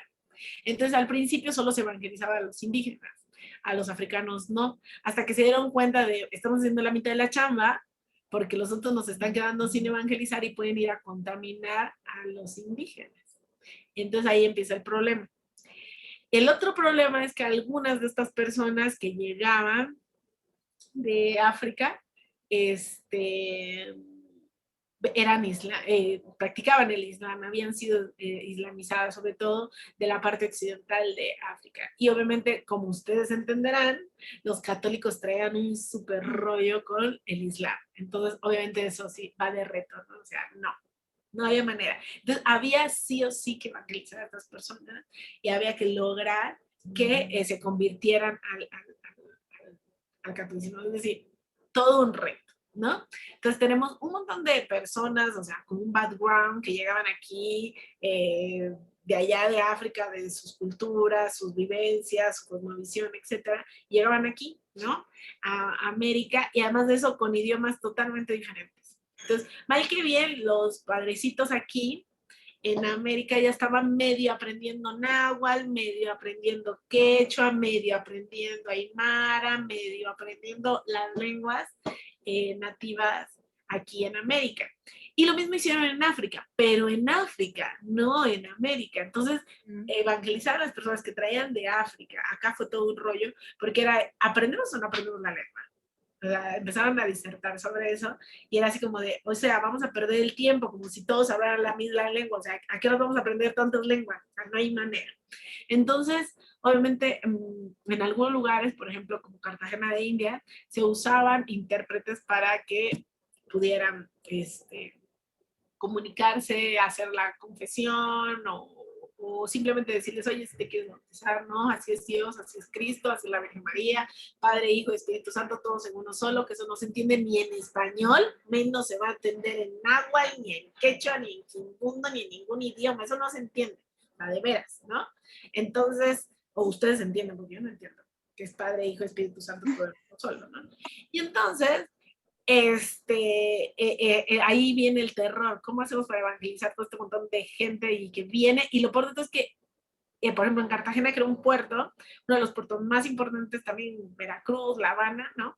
Que eran los 3 puertos más importantes de la América Española, llegaban y era así, ¿y ahora qué hacemos con todo este montón? Y además mañana se van, porque ya se los vendieron a fulano, ¿no? O sea, ¿qué hacemos? Entonces, era como que a marchas forzadas empezar a evangelizar a las personas, evangelizar, porque es un decir, lo único que hacían era medio catequizarlos, medio bautizarlos, y una vez los bautizaban les ponían una medalla, para decir, ya estaba bautizado. Entonces, de ahí se los llevaban, por ejemplo, a Portobelo, que era para pasar por el Istmo de Panamá, a pie, y luego ya llevárselos a Perú, y obviamente a Potosí y todo ese rollo. O sea, un camino largo. Entonces, digamos que una de las cosas que ellos hacían era bautizarlos, medio enseñarles los rudimentos de la fe y empezaron a apoyarse, porque no sabían cómo hacerlo, empezaron a apoyarse en algunas cosas que estaban usando con las personas nativas americanas. Y entonces dijeron, bueno, nosotros aquí estamos usando los intérpretes, no nos funciona mucho, pero igual nos funciona, no importa. Vamos a empezar a hacer catecismos. ¿Hacemos catecismos para los africanos? Ay, no, eso sí está horrible. No lo hagamos. Se imprimió un catecismo en lengua quimbundo en Lima, Perú. Se discutió, por ejemplo, aquí en la Nueva España si se iba a usar. Al final dijeron que no tenía sentido usarlo, pero sí pensaron en hacerlo. Como de, ¿para qué? O sea, que alguien me explique para qué necesitamos eso, ¿no? Y entonces dijeron, no se va a hacer. O sea, que tal vez sí hubiese sido necesario, pero quién sabe. La idea de estos catecismos, tanto en África como en Asia, como en América, era que los padres pudieran, entre comillas, decirles algo en su lengua, algo que ellos pudieran entender, ¿no? Igual para los indígenas. Entonces, explicarles el Padre Nuestro, la Ave María, todo el cielo, el infierno, bla, bla, bla, cosas básicas en su idioma, ¿no? Esa era la idea de tener catecismos y gramáticas incluso habían, y diccionarios en todas las lenguas, ¿no? Y pues nada, ¿cuáles eran las diferencias? Pues que había que pasar la cosmovisión, ¿no? La cosmovisión en el caso de los indígenas andinos, ¿no? La cosmovisión andina para poderles explicar cómo era Dios, ¿no? Algo parecido a la Pachamama, ¿no? O aquí en Mesoamérica o en África, ¿no? Por ejemplo, en África Central, en el Congo, en en el catecismo, Dios se llama Sambiapungo, entonces así literal ponen, en vez de poner Dios, ponen Sambiapungo en la oración, ¿no? O en África Occidental ponen, en vez de poner Dios, ponen vudú, ¿no? O sea, cosas así por el estilo que traducían, entre comillas, lo que querían decir. Traducciones, la verdad, bastante malas, ¿no? Hay que decirlo. De hecho, ellos reconocen sus errores porque dicen, claro, nosotros recién llegamos aquí a África, no entendíamos nada de lo que las personas estaban hablando y pues nosotros escribimos lo que ellos nos dijeron que quería decir Dios, o qué quería decir bautizo, o qué quería decir, no sé, la Virgen, o cosas así, lo que se podía traducir. Y luego nos dimos cuenta de que efectivamente no era así, o sea, aprendimos súper mal la lengua y entonces ahora sí el que vamos a sacar después ese sí va a salir bueno, ¿no? Y obviamente siempre tenía, nunca salía bien. Y entonces al final dijeron como, ¿para qué aprendemos estas lenguas tan bárbaras que ni entendemos del todo? No sé si valga la pena que sigamos aprendiéndolas, no sabemos si vale la pena que sigamos esforzándonos en aprender esta nueva lengua, si no va a rendir fruto, porque al final la gente se convertía, pero momentáneamente porque iban los sacerdotes, medio evangelizaban y se iban y regresaban a los 2 meses y la gente estaba otra vez en lo mismo, ¿no? A pesar de que los habían bautizado, lo que sea. Entonces, como que siempre veían eso como una pérdida de tiempo. Entonces, wow, aquí Diríamos, puedo estar hablando 4 horas de eso, o sea. y diríamos, por ejemplo, que ellos también se esforzaban como por proteger su religión real, o sea, como que, como por apariencia a lo mejor decir, o sus creencias, no sé si No, llamarlo como religión, fíjate, pero... relacionado con la otra pregunta que me hiciste sobre las personas que esclavizaban, muchos o algunos decían, miren, si nos volvemos católicos o fingimos ser católicos, podemos negociar algunas cosas como esclavos, ¿no? Venderles esclavizados y que no sé qué. Y entonces algunas de estas embajadas, por ejemplo, que fueron a Europa, era con ese fin de poder negociar, de pedirles a los portugueses que llevaran misioneros, que llevaran pedreros, constructores, carpinteros, panaderos, etcétera, etcétera, para que su mundo fuera más occidental, más a la europea. Y entonces obviamente tener una especie de contacto más, yo no voy a decir igualitario, pero sí un poco, entre comillas, más a lo que ellos pensaban se podía acercar a lo europeo, ¿no? Yeah. Entonces, en este sentido hubo muchas estrategias ay, ahorita no. Yo estoy viendo mensaje. ¿Cómo podían ellos acercarse digamos, al rey en Portugal? O al mismo Papa también mandaron embajadas a Roma también, ¿no? Y entonces establecer ciertos contactos. Entonces, por ejemplo, hay una corriente que dice que, sí, ya en África ya había mucho esclavo y entonces, pues, para ellos esclavizar era súper fácil, ¿no? Mientras que hay otros estudios más recientes que dicen, no, espérense un ratito. Cuando llegaron los europeos, que la cosa se puso fea, porque antes estaba, pues, no es que fuera todo hermoso y todo maravilloso, pero no en las mismas condiciones. Entonces, si podemos ver la documentación, se ve, por ejemplo, en algunos que el mismo rey del Congo le manda una carta al rey de Portugal diciéndole, oye, aquí vienen tus empleados y se llevan a todo el mundo indiscriminadamente y no revisa bien. Entonces le contesta el rey de Portugal, sí, pero a mí me han contado que ya hay tanta gente que con todas las personas que hemos esclavizado, pues ni se nota, todo sigue igual, ¿no? O sea, casi ni me estás escribiendo que a mí me vale, ¿no? A mí no me importa lo que tú estás diciendo. Y en ese sentido luego iban las cartas, ¿no? Y a pesar de que él le pedía de que por favor enviara gente que de verdad fuera a hacer las misiones, que de verdad fuera a bautizar y a catequizar, bla, bla, bla, que no se dedicaran al comercio de esclavizados, pues le importaba, la verdad, bastante poco, ¿no? Pero digamos que sí había una concepción incluso desde los mismos africanos, sobre, digamos, esta percepción que había de la esclavitud, digamos, del contacto con los europeos, etcétera, etcétera, ¿no? Entonces, digamos que Y, por ejemplo, en lugares como África Central, que se supone se dio un catolicismo congolés, hay toda una literatura alrededor de eso, hay muchos libros escritos sobre eso, sobre cómo ellos sí aceptaron el catolicismo y sí estaban prestos a ser católicos. Mientras que en África Occidental fue bien difícil y nunca llegó, además del Islam. O sea, la geografía no ayudaba porque hay un montón de ríos por ahí, entonces ir de río en río, los mismos sacerdotes dicen que les costaba mucho ir de río en río y solo iba 1 o 2 sacerdotes para un montón de pueblos, ¿no? Entonces como que no les rendía mucho.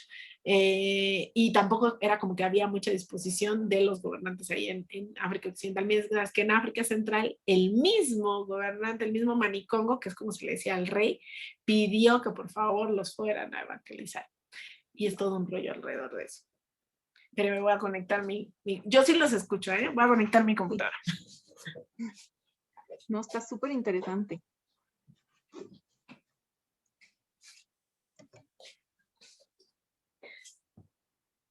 Entonces, como, digamos, todas estas concepciones, volvamos a los monstruos, ¿no? Y a las personas de origen africano, como hay toda una, digamos, muchas discusiones alrededor de cómo concebir, pues, la negritud, la negrura, más bien, no la negritud, las personas, ¿no? El color de piel, ¿no? Y yo creo que estas imágenes que vimos la clase pasada, que vimos ahorita y que vamos a ver, digamos, de una u otra forma nos ilustran un poco de esa visión, ¿no? Que tenían de la negrura en contraposición con la blancura, ¿no? Con la blanquitud, cómo hay como esa doble, ¿no? Miren, ustedes son así, nosotros somos así, ustedes que son los otros, los concebimos de X o Y manera, y por ende, por ejemplo, las personas aquí nativas americanas nunca fueron consideradas, digamos, como seres pensantes, siempre eran como unos niños a los cuales había que educar y civilizar y que yo no sé qué. A los africanos les fue peor porque eso sí, de plano sí, los esclavizaron, ¿no? Pero mucho tiempo también se esclavizó aquí en los nativos americanos, ¿no? Solo que vieron que todo el mundo se les murió y como que ya no era tan bonito, ¿no? Entonces, digamos que digamos, todas estas situaciones que de una u otra forma se presentaron alrededor de la historia, ¿no? O sea, no solo fue uno, fueron muchos, ¿no?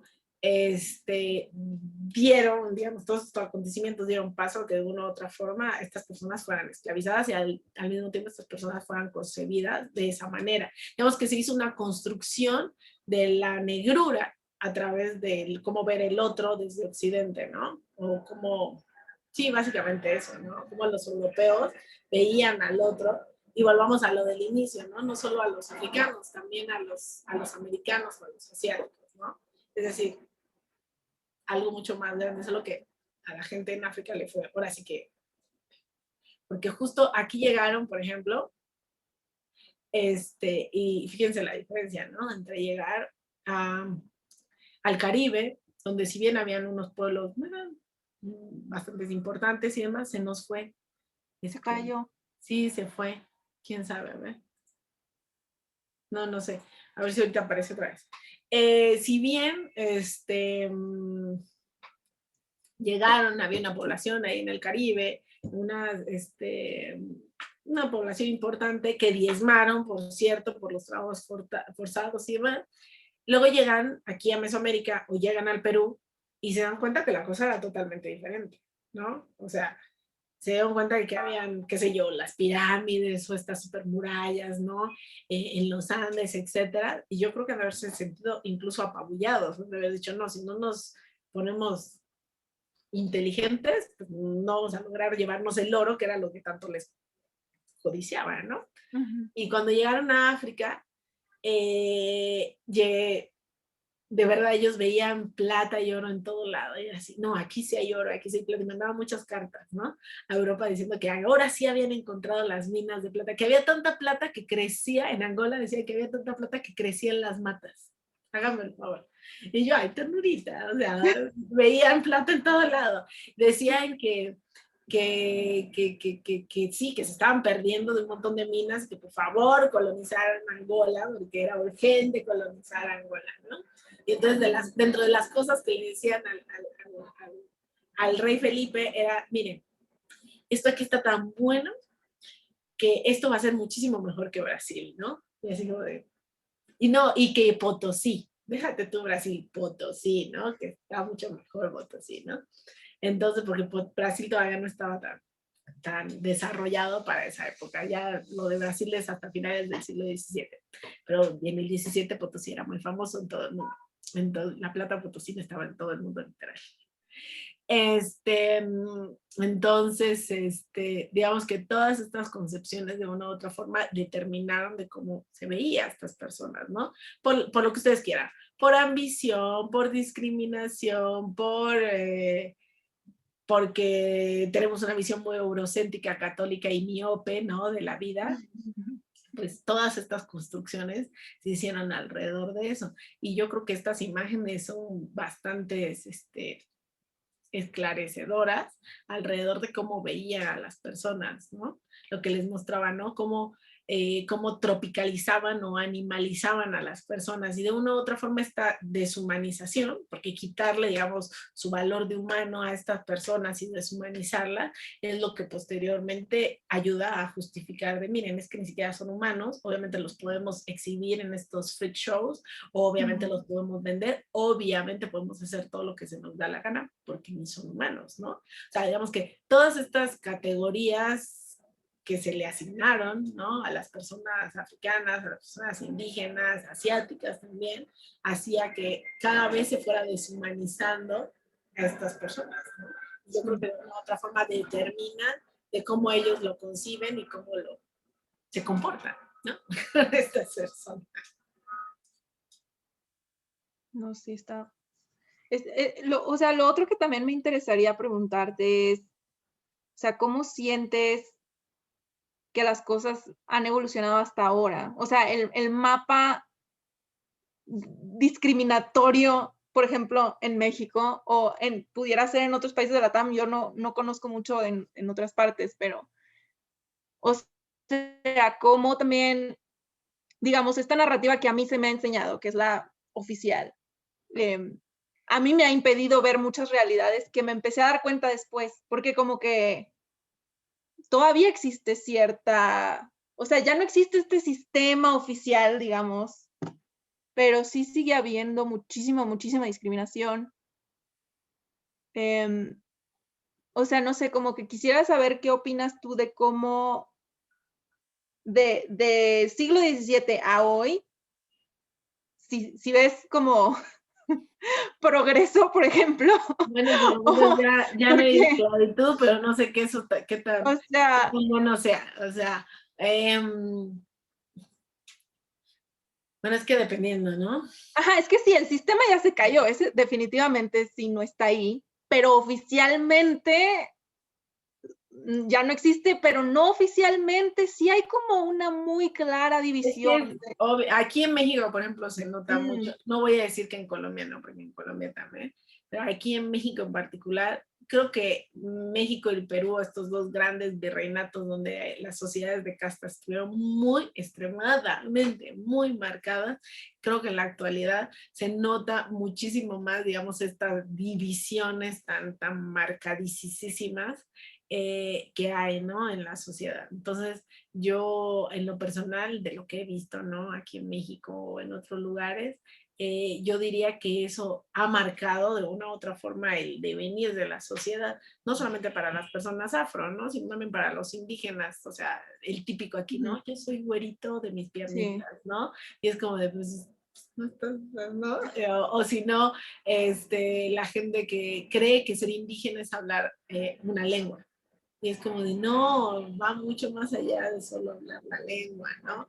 Y entonces personas que, por lo menos yo desde mi óptica, yo diría es una persona racializada como indígena, te diría, no, yo no lo soy porque yo no hablo, porque hay que hacer la diferencia entre el que sí habla una lengua y el que no habla la lengua, ¿no?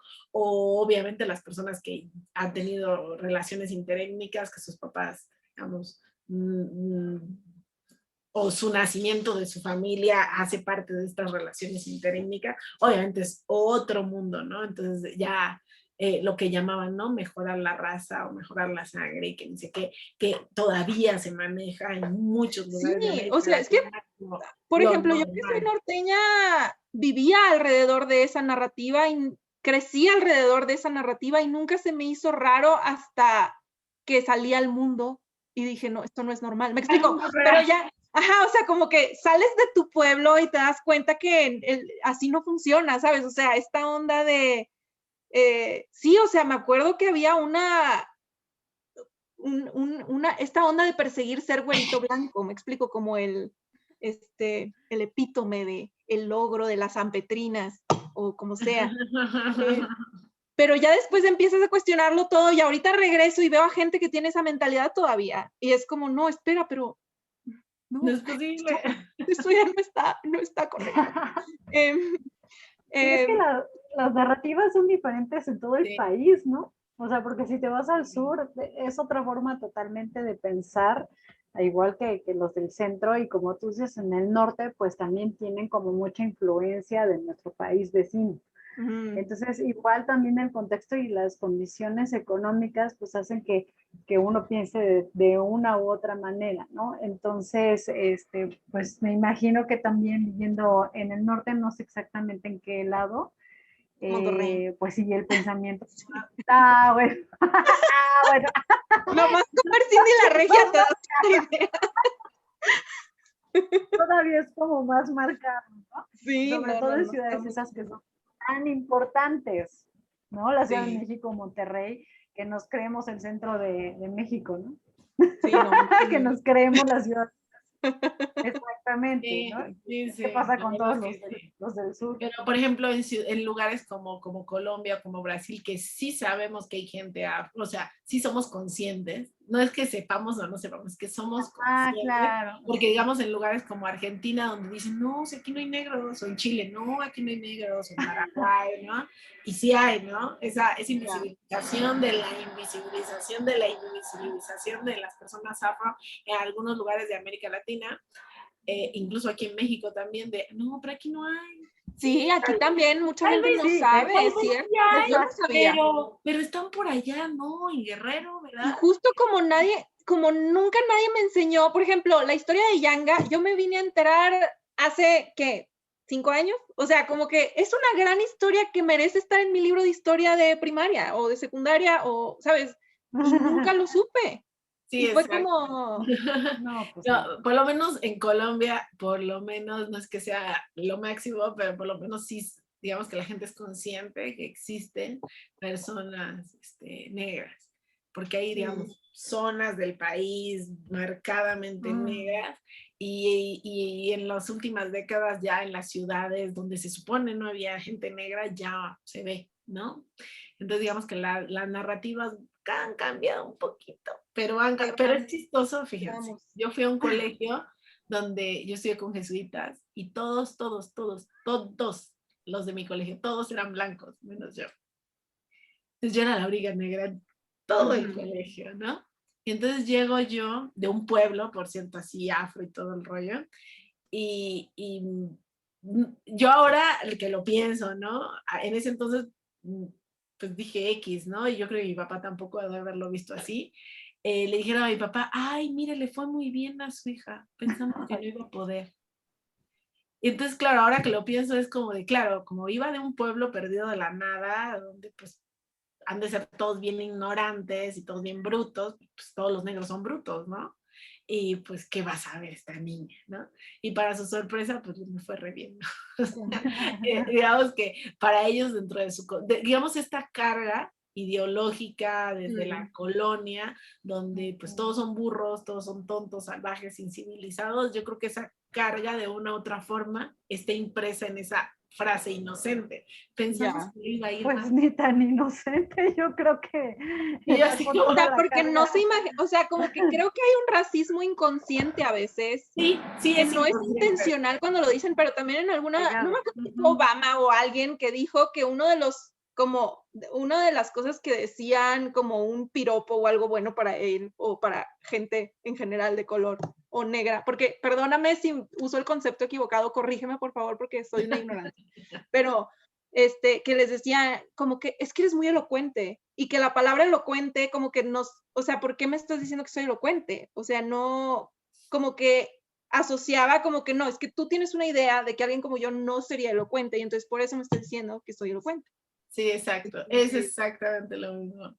De hecho, cuando llegan los portugueses a África y tienen que, una de las cosas más, digamos, de la historia centroafricana del siglo XVII más icónica es una reina, que es la reina Mzinga, y van a negociar con ella los portugueses porque traían ahí un pleito con los holandeses y todo el rollo que se pusieron en Brasil y también en Angola. Entonces fueron a negociar con ella.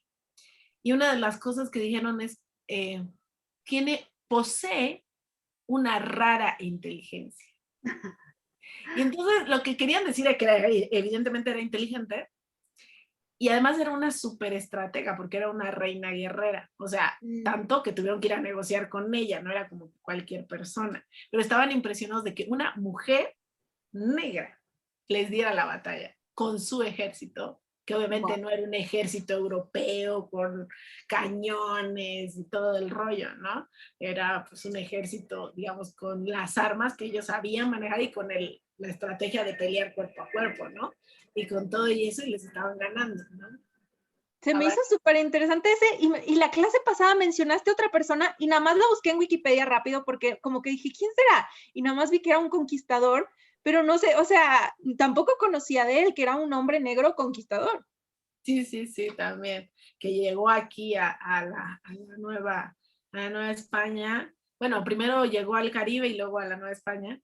De hecho, está ahí en una imagen muy famosa con Cortés. Fue el que trajo el trigo.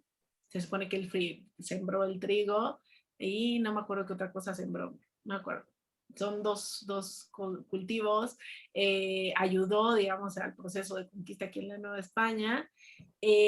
También hubo en la Nueva Granada personas así, digamos, en la misma condición, que llegaron como conquistadores. También en Chile, en lo que actualmente sería Chile, personas que estuvieron aquí en la Nueva España fueron a dar a Chile. No estoy segura de si en Perú, pero yo me imagino que sí también. Estoy Es que pensando. tantos personajes de los que nos hemos perdido sus historias, qué cosa. Entonces hay, digamos, hay una gama así de personajes que uno piensa que todos llegaron aquí esclavizados y no. Hubo personas que no llegaron esclavizadas. Por ejemplo, en Brasil, que está ahí súper cerquita, ¿no? Literal es pasar el charco, ¿no? Pasar el Atlántico. Había mucho intercambio con personas en África. Entonces es interesante, me vengo a enterar, la verdad, debo reconocer mi ignorancia hace pocos años, de que había mujeres, por cierto, propietarias, porque hay una concepción de que en África no había el concepto de propiedad. Y entonces de que obviamente no tenían tierras, no tenían nada, pero esa concepción se ha ido cambiando en los últimos años, que será 10 años, y donde ya se ha empezado a investigar alrededor de eso. Entonces, como mujeres ricas, muy ricas mujeres, en África Central, en Angola, tenían propiedades e incluso algunas de ellas llegaron a Brasil y no llegaban como esclavas. O sea, no llegaban como personas esclavizadas, llegaban como propietarias y además de eso compraban casas. Hay unas casas ahí en Brasil que todavía les pertenecen, bueno, que son de esa época y que les pertenecieron a estas personas, que tenían esclavos para ellos, para su servicio, esclavizaban a personas porque era, digamos, lo usual en la época, ¿no? Si tenía cierto estatus tener personas esclavizadas a tu cargo. Es decir, hay un montón de historias que no conocemos, que no sabemos, que no tenemos ni idea de que existen, ¿no? Y que la historiografía poco a poco ha empezado a trabajar, los historiadores han empezado a trabajar en estas historias y es muy interesante lo que está sacando, surgiendo poco a poco, desde muchos ámbitos, historia social, historia cultural, historia económica, historia intelectual incluso, de cómo las personas de origen africano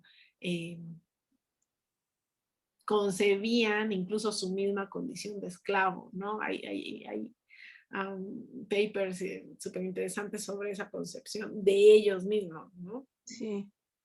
Entonces, no, está increíble y creo que, no sé, siento que ahorita lo bueno es que hay muchas fuentes, o como que siento que Un hay montón. un empuje de sacar estas historias a la luz y que las conozcamos y las aprendamos. Entonces estoy muy contenta con esta oportunidad de aprender también de ti. Ajá. No, es todo un mundo, o sea, así que, híjole, hay mucho por estudiar, mucho por leer, mucho Sí. por hacer todavía, por investigar, etcétera. Entonces, Quiero dar un dato como de ñoña porque me gusta mucho el anime y justo vi en Netflix que iba a salir una serie que se llama Yasuke. Y yo como, ¿qué es esto? ¿Será real? Y es real, es real. O sea, ¿y tengo cómo? un libro que es de un portugués muy importante que hace la historia de Japón y escribió una novela hace 6 años que se llama así, El Samurái Negro. Ay, no, estoy muy emocionada, yo ya lo quiero ver. Estoy así como... Sí, él es muy importante e incluso le dieron como, hagan de cuenta, como las llaves, el escudo, la espada, no, ahí es la espada, perdón, es en Japón, es la espada de no sé qué cosa de honor de Japón por todas sus investigaciones que ha hecho. Se llama Joao da Costa y escribió un libro justo hace 6 años sobre el samurái negro. Entonces ahorita que está de moda lo del samurái negro se la pasan entrevistándolo, ¿no? Ajá. Ay, qué padre. Pero Y está sí, muy interesante su libro, si lo logran comprar, según en Amazon está. Yo lo tengo en físico, si lo tuviera PDF se los regalaba, pero yo lo tengo en físico aquí en mi biblioteca, entonces no se los puedo regalar, perdón.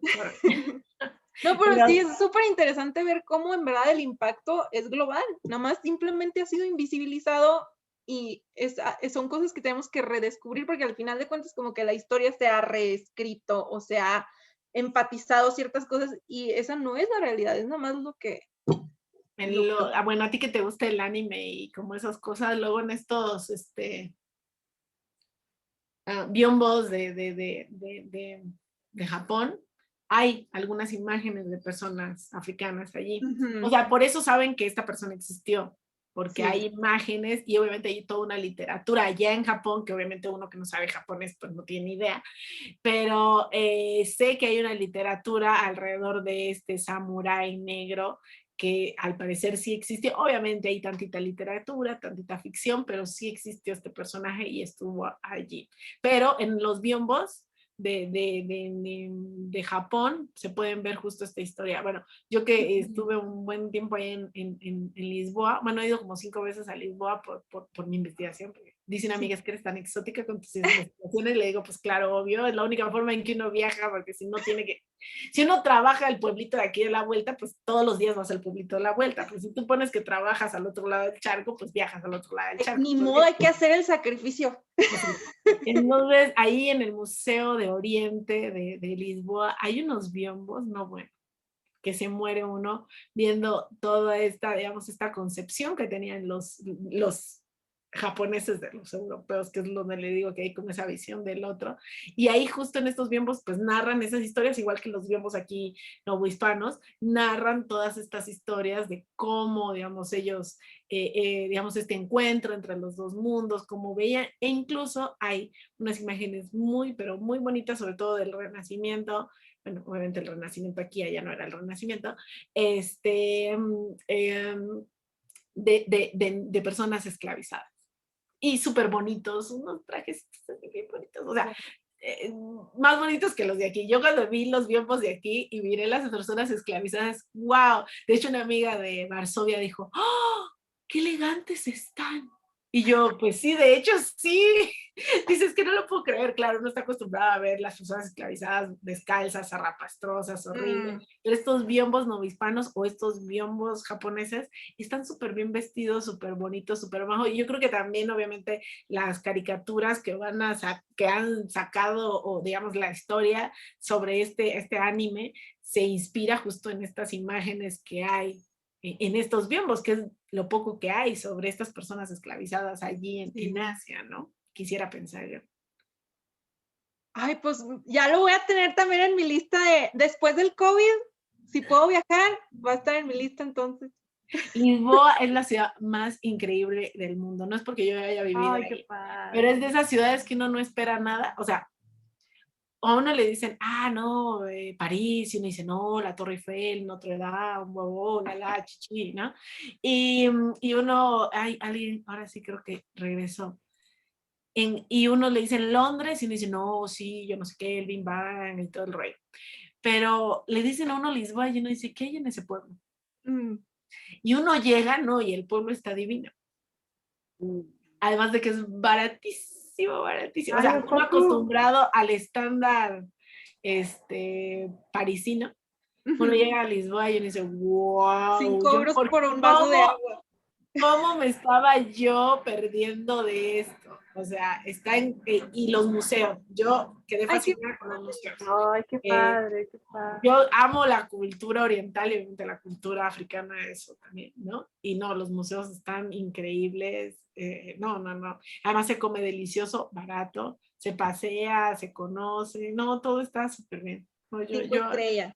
Eso y Cartagena de Indias también está en mi lista. Ay, debe ser tan bonito. Está muy bonito. Por ejemplo, hace poco conocí Campeche. Las murallas de Campeche están bonitas, pero las de Cartagena están más bonitas.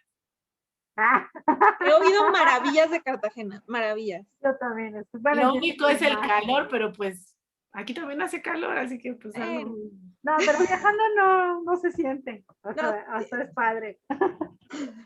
Sí, tiene cosas muy bonitas también la ciudad, digamos, como estos vestigios de estas personas, porque las murallas las hicieron las personas esclavizadas. Entonces, hagan de cuenta que estar allí es como estar donde estuvieron estas personas. Hay muchas historias muy interesantes alrededor de esto, y bueno, ahí hay museos, etcétera, personas que les puede explicar, y digamos que, no sé, yo creo que cuando uno, bueno, yo quisiera pensar, cuando uno va a estos lugares tipo La Habana, Campeche, Cartagena, como que te hace pensar, ¿no? En esa historia que hay detrás de, ¿no? De todo eso, ¿no? Entonces como que sí, como que te transportas un poco a esa época, con sus limitaciones, obviamente, porque uno no sabe todo lo que pasó. Pero sí hay como un, no sé, como un contacto en ese sentido. Sí. ¡Ay! Ya.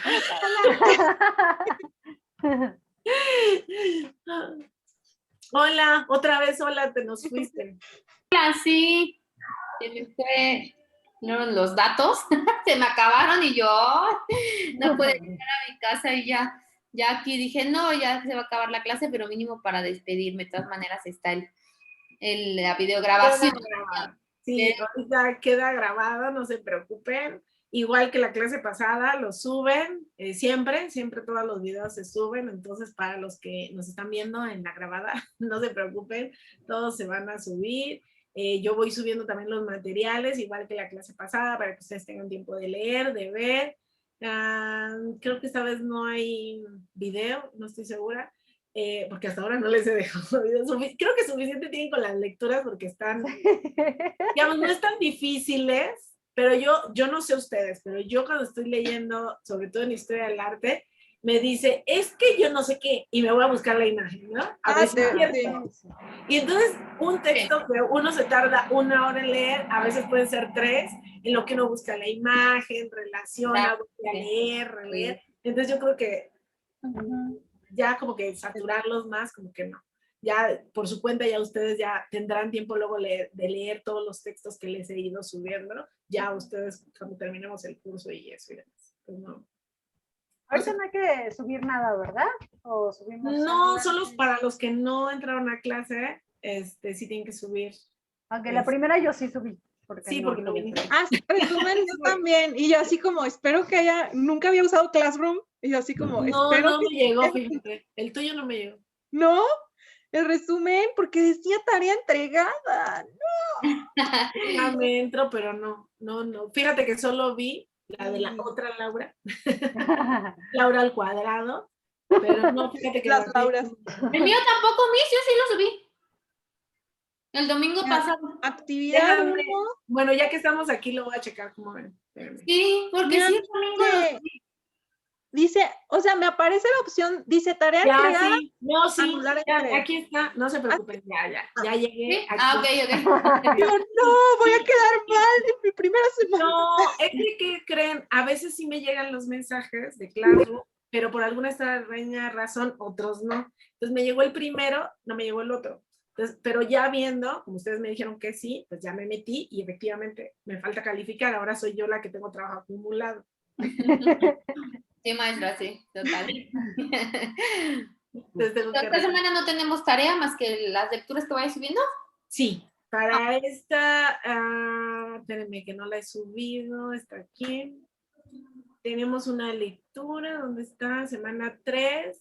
Ajá, vamos a ver a personas de origen africano, brujería y superstición. Entonces vamos a ver un poco sobre eso. Y yo les voy a platicar también un poco sobre algunos casos de Inquisición, un par, yo creo. Órale, qué Y ya. interesante. Va a estar padre. Ay, pues qué gusto, de verdad. O sea, qué interesante toda la clase. Es, no sé, está muy, muy interesante todo el tema. No sé qué más decir más que muchas gracias. Muchas gracias. Muchas gracias. Aquí siempre bienvenidas a este espacio. La verdad, así son todas las clases, siempre aquí en el instituto. Las que han tomado ya varias clases ya saben cómo es. ¡Mi primera! Todas aquí, los profes siempre estamos como al pendiente de retroalimentar, de compartir con ustedes en la medida de lo posible. Yo sé que 2 horas es muy poco a veces, pero hacemos lo que podemos y quisiéramos obviamente más, ¿no? Pero pues no nos da la vida. Sí. Yo ahorita estoy tomando, a las 6 me toca, hoy es día ocupado, a las 6 me toca el curso de peritaje y tasación. Ay, qué padre. También Está bonito. No, excelente. Esa maestra yo había tomado con la maestra Tradotti un curso antes de tráfico ilícito de bienes culturales, porque soy abogada. Entonces estoy tomando ¡Wow! ¡Qué interesante también! Órale. mi carrera al área cultural. Uy, padrísimo. Plenamente, sí. Entonces, se los recomiendo ampliamente, ¿eh? No sé, creo que ya estamos full en la de peritaje, porque hay como 20 personas. Estuvo súper. Muy, muy lleno. Pero... Ese curso siempre se llena, siempre es el primero. Buenísimo. Y el de curaduría es el primero en llenarse. También tomé curaduría, a veces de la curaduría, museología 1, pero ya la profesora Evelyn ya no sacó, creo que todavía no saca el de museología 2, que varios. Pues recomiendo ampliamente, porque el instituto tiene muy buenos cursos. Sí, este es mi primer experimento, pero la verdad creo que también con esos reviews pues voy a seguir buscando, porque me encanta, o sea, yo ya no me dedico a la historia y me encantaría, o sea, lo estudié, pero pues ya soy una godín normal de corporativo y vendí mi alma al capitalismo, entonces como que necesito seguir, ya sabes cómo. Yo también estoy checando porque quiero estudiar historia, igual, también quiero ser historiadora. Pero Laura, ¿tú eres historiadora? Pues arquitecta y después hice una maestría en historia del arte. Ay, sí, es que historia del arte es hermosa, es lo que yo también quiero hacer. También quiero hacer todo. Es lo mejor, yo creo. Hay gente que dice que no, que está muy aburrida, que bla, bla, bla, pero yo siento que es una buena carrera. Ay, sí, la verdad sí. Bueno, pues sí, la verdad están muy buenos, están muy buenos. De ahorita yo como, hago algo y a las 6 horas sí ya de lleno también a las otras 2 horas. Lo que me faltó de esta clase un ratito. Bueno, pues nos vemos dentro de 8 días, de aquí vamos a estar. Cualquier cosa me escriben, estoy pendiente. Es el mismo link para todas las clases, así que para que no se les pierda. Gracias. Un correíto o algo, ¿no? Sí, cualquier cosa me escriben al mail. Igual yo voy a revisar hoy el Classroom a ver qué es lo que me han mandado y dependiendo de eso voy subiendo material a donde está la bibliografía general. ¿Sale? Sí, muchas gracias, maestro. Muchísimas gracias y un gusto verlas y conocerlas a ustedes también. Bye. Bye.